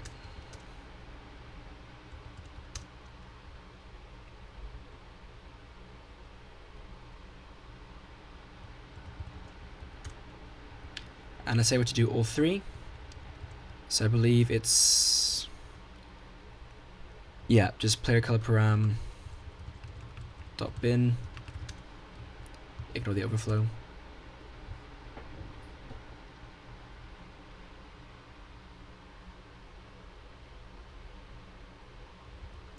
Cool. See how that works?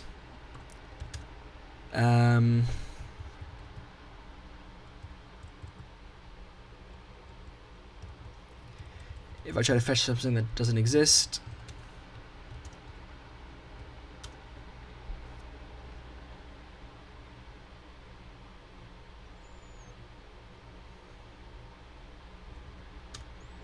I get a runtime error because I tried to reference a null pointer. Not very good, Kojo Bailey.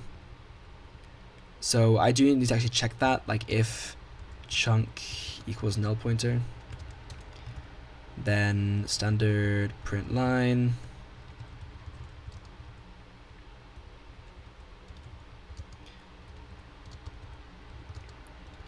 could not find specified chunk.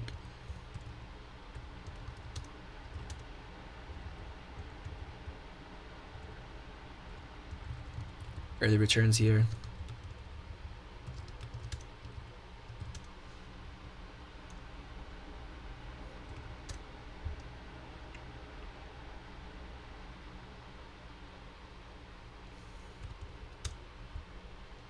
Yep.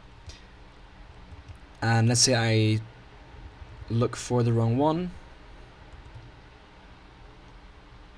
In fact, let's say I get a mismatch. So like, let's say I'm looking for a chunk type null with this name. Although null ones do exist, it's not going to find it. Also, you can't fetch page chunks. That is another thing.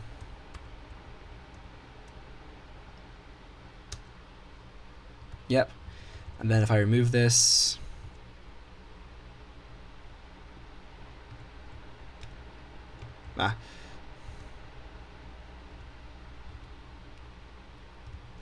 Just make it empty.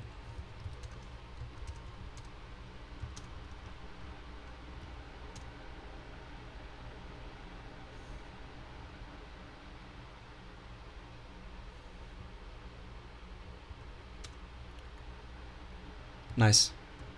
Cool. So that's how it works.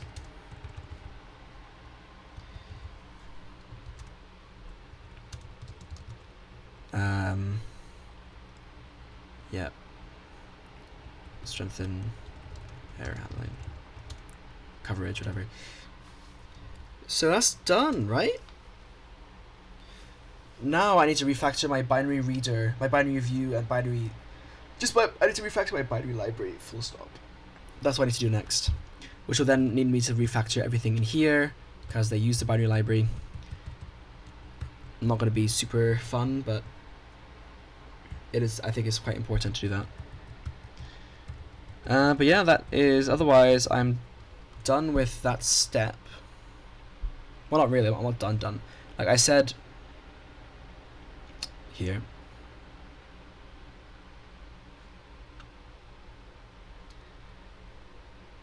I said I would do these other chunk types. I said at least null, page binary, those are done, but also modules, textures, and animations. Step 3, partially done. I got the whole interface / setup working, so that's good. And tested it with NTC chunk binary.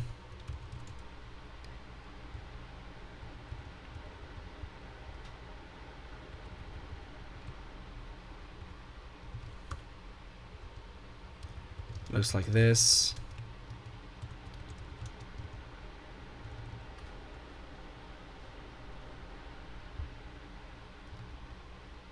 Okay, can't remove the tab, I guess.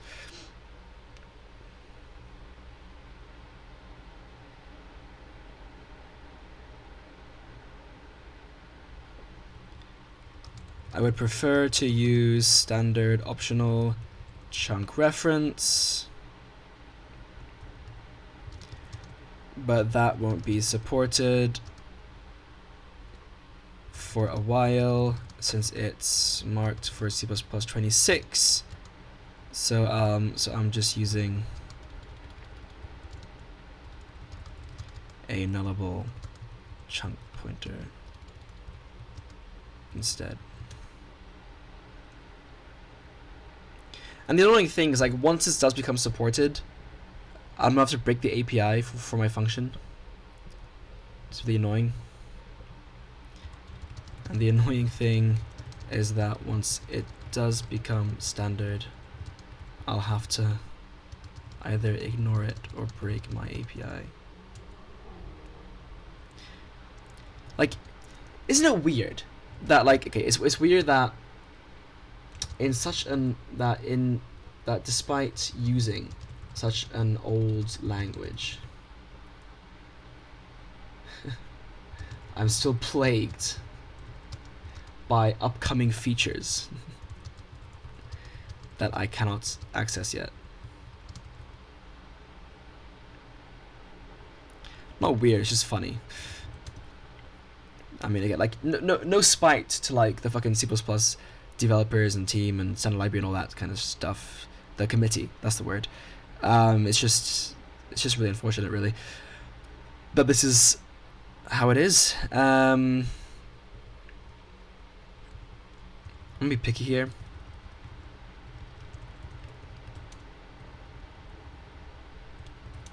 Actually, hold on.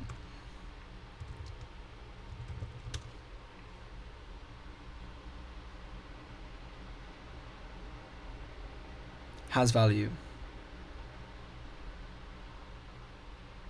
So it's the same. So if not has value,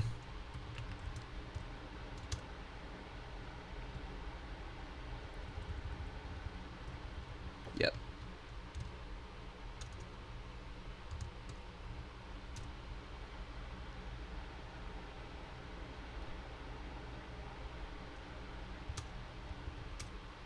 Cool. All right. Not gonna commit that yet because it's not very important.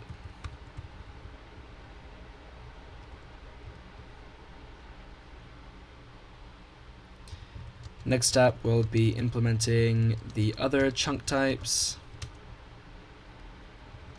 But for now, I need to rewrite my entire binary library. Skull emoji.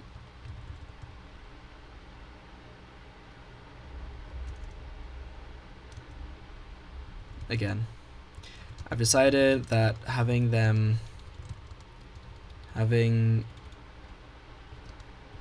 my binary and binary view classes be storage classes is wrong.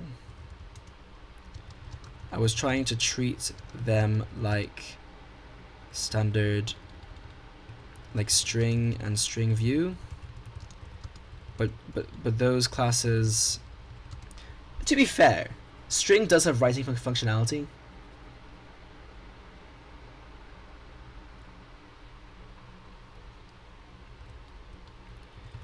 But there's no point. Standard vector and standard span already exist.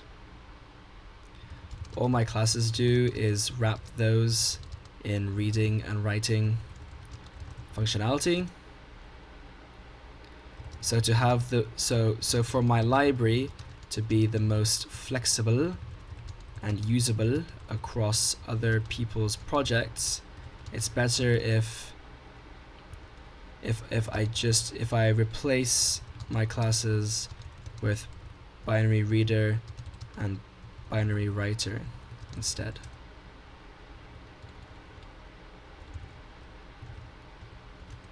That return standard span, yeah, that use, because right now my XFBIN library stores binary objects and constructs binary view instances, but this means that the user has to then learn how to deal with these. Whereas if I just have binary writer and binary reader and then store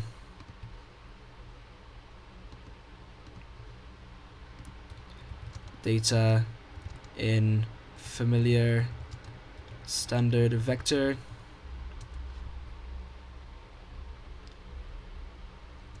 the users of my XFBIN library don't have to interact with my binary library whatsoever,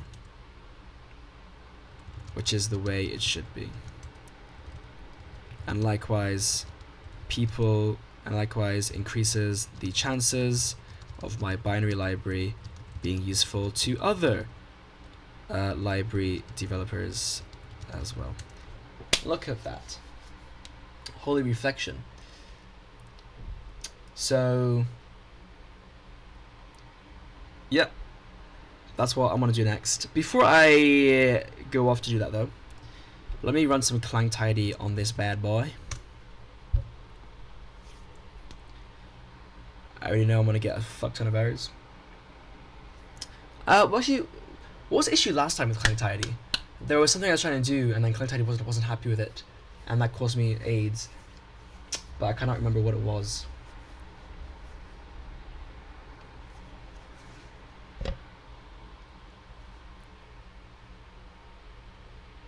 It wasn't to do with my binary library, I don't think.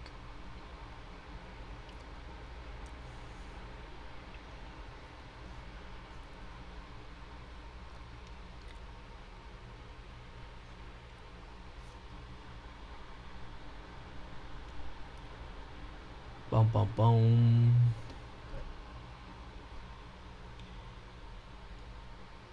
Massive output in 3, 2, 1.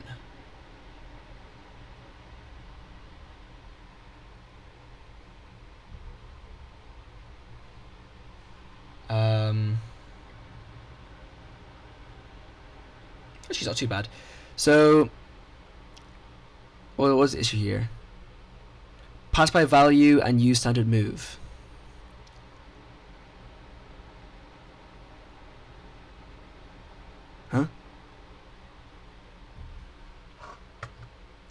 Oh yeah. So the issue was with this. I can't move binary data. Okay, so that's really a no-go. I mean, I don't know if that is the issue, but standard move of the variable or trivially copyable type has no effect. Okay, so that is useful though. Honestly, Clang Tidy, like the biggest thing is helping me with right now is just getting used to move semantics and when to use them. So it's saying that this is trivially copyable because it's just a uint 64 basically. So I can just so there's no need to do this. It's a waste. 8 is a magic number. This one's gonna plague me for fucking like ages. I'm gonna ignore that one for now.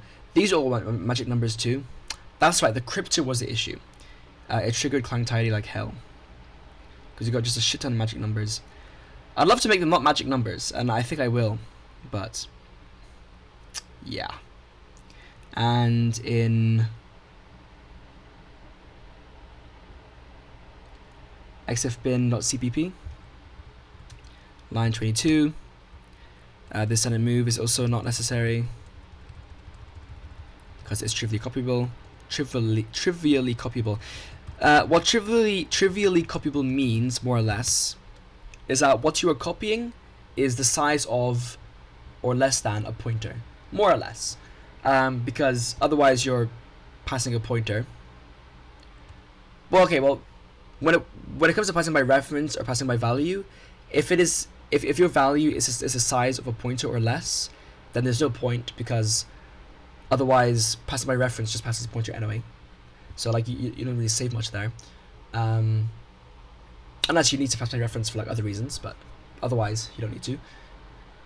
And for standard move, you're moving something that can also be copyable, just copied, which is also kind of like just pointless because it's like really easy to copy.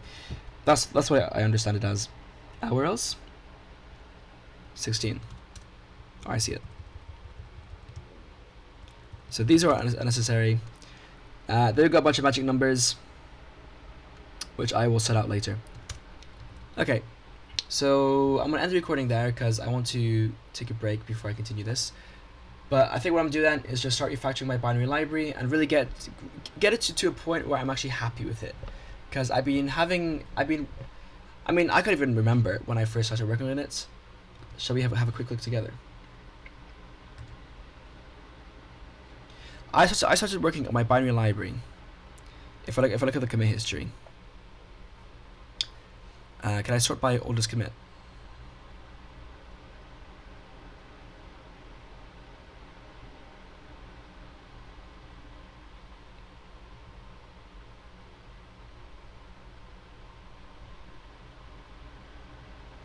That's not bueno. How do I like GitHub check first commit?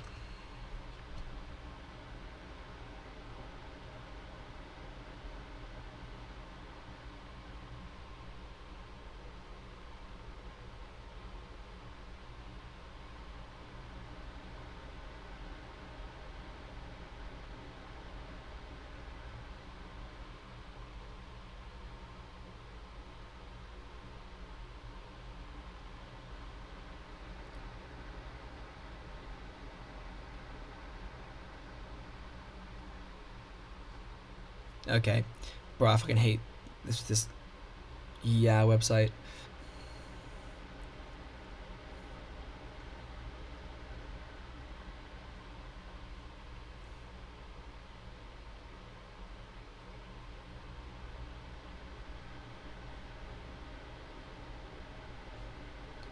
So they're saying to increase this number.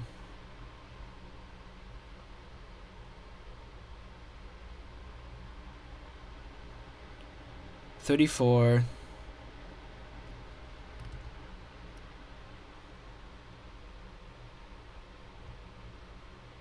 -35 -1. So it's -36 or what? Yes, -36. It's the total. So it's 190. So I do 190 minus 36. Right? Yes. So 190 minus 36 You get 184.154.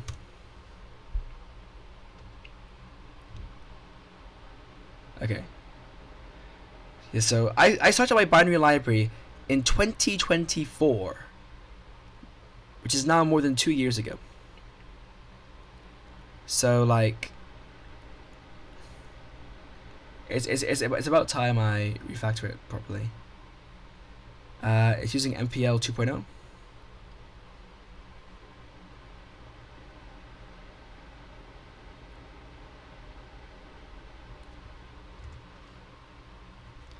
What's the latest and best MPL license? I'm aware MPL license is saying MP license, but 2.0. Nice.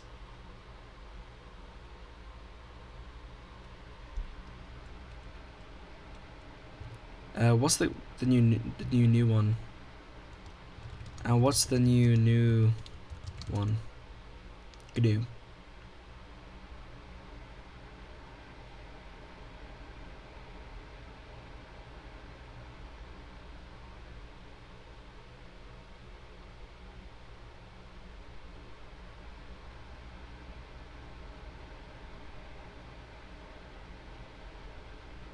Yeah, Pharaoh.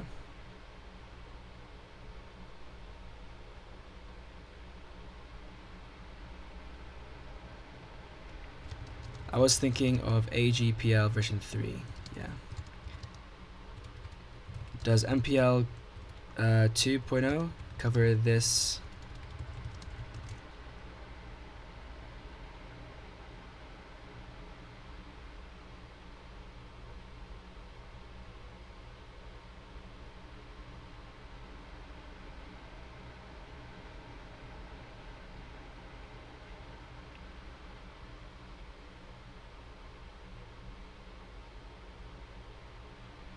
Fuck.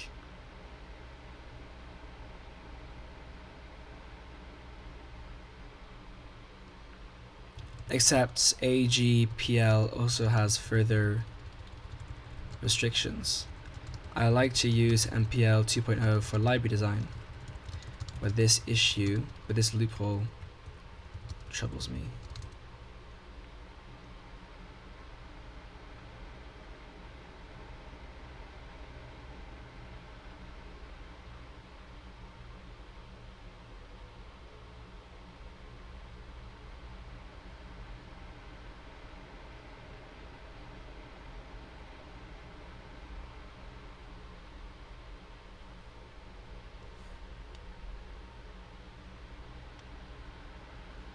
It's just making sure that if my library is modified and for some service, then those modifications are made public.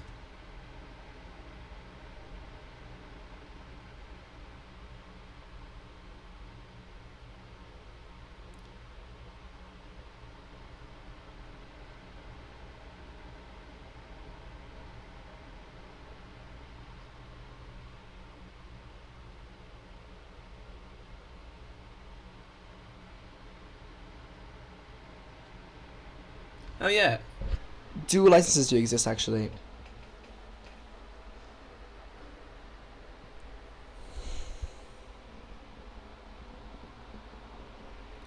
But I don't really care that much. Yeah, I don't really care about commercial licenses. It's just people who use it and then do not like contribute, basically. But okay, MPL 2 is fine then for now. Yeah, so I'm gonna go back and work on my binary library. That's it. There you go. That's the video. Subscribe to see that happen soon.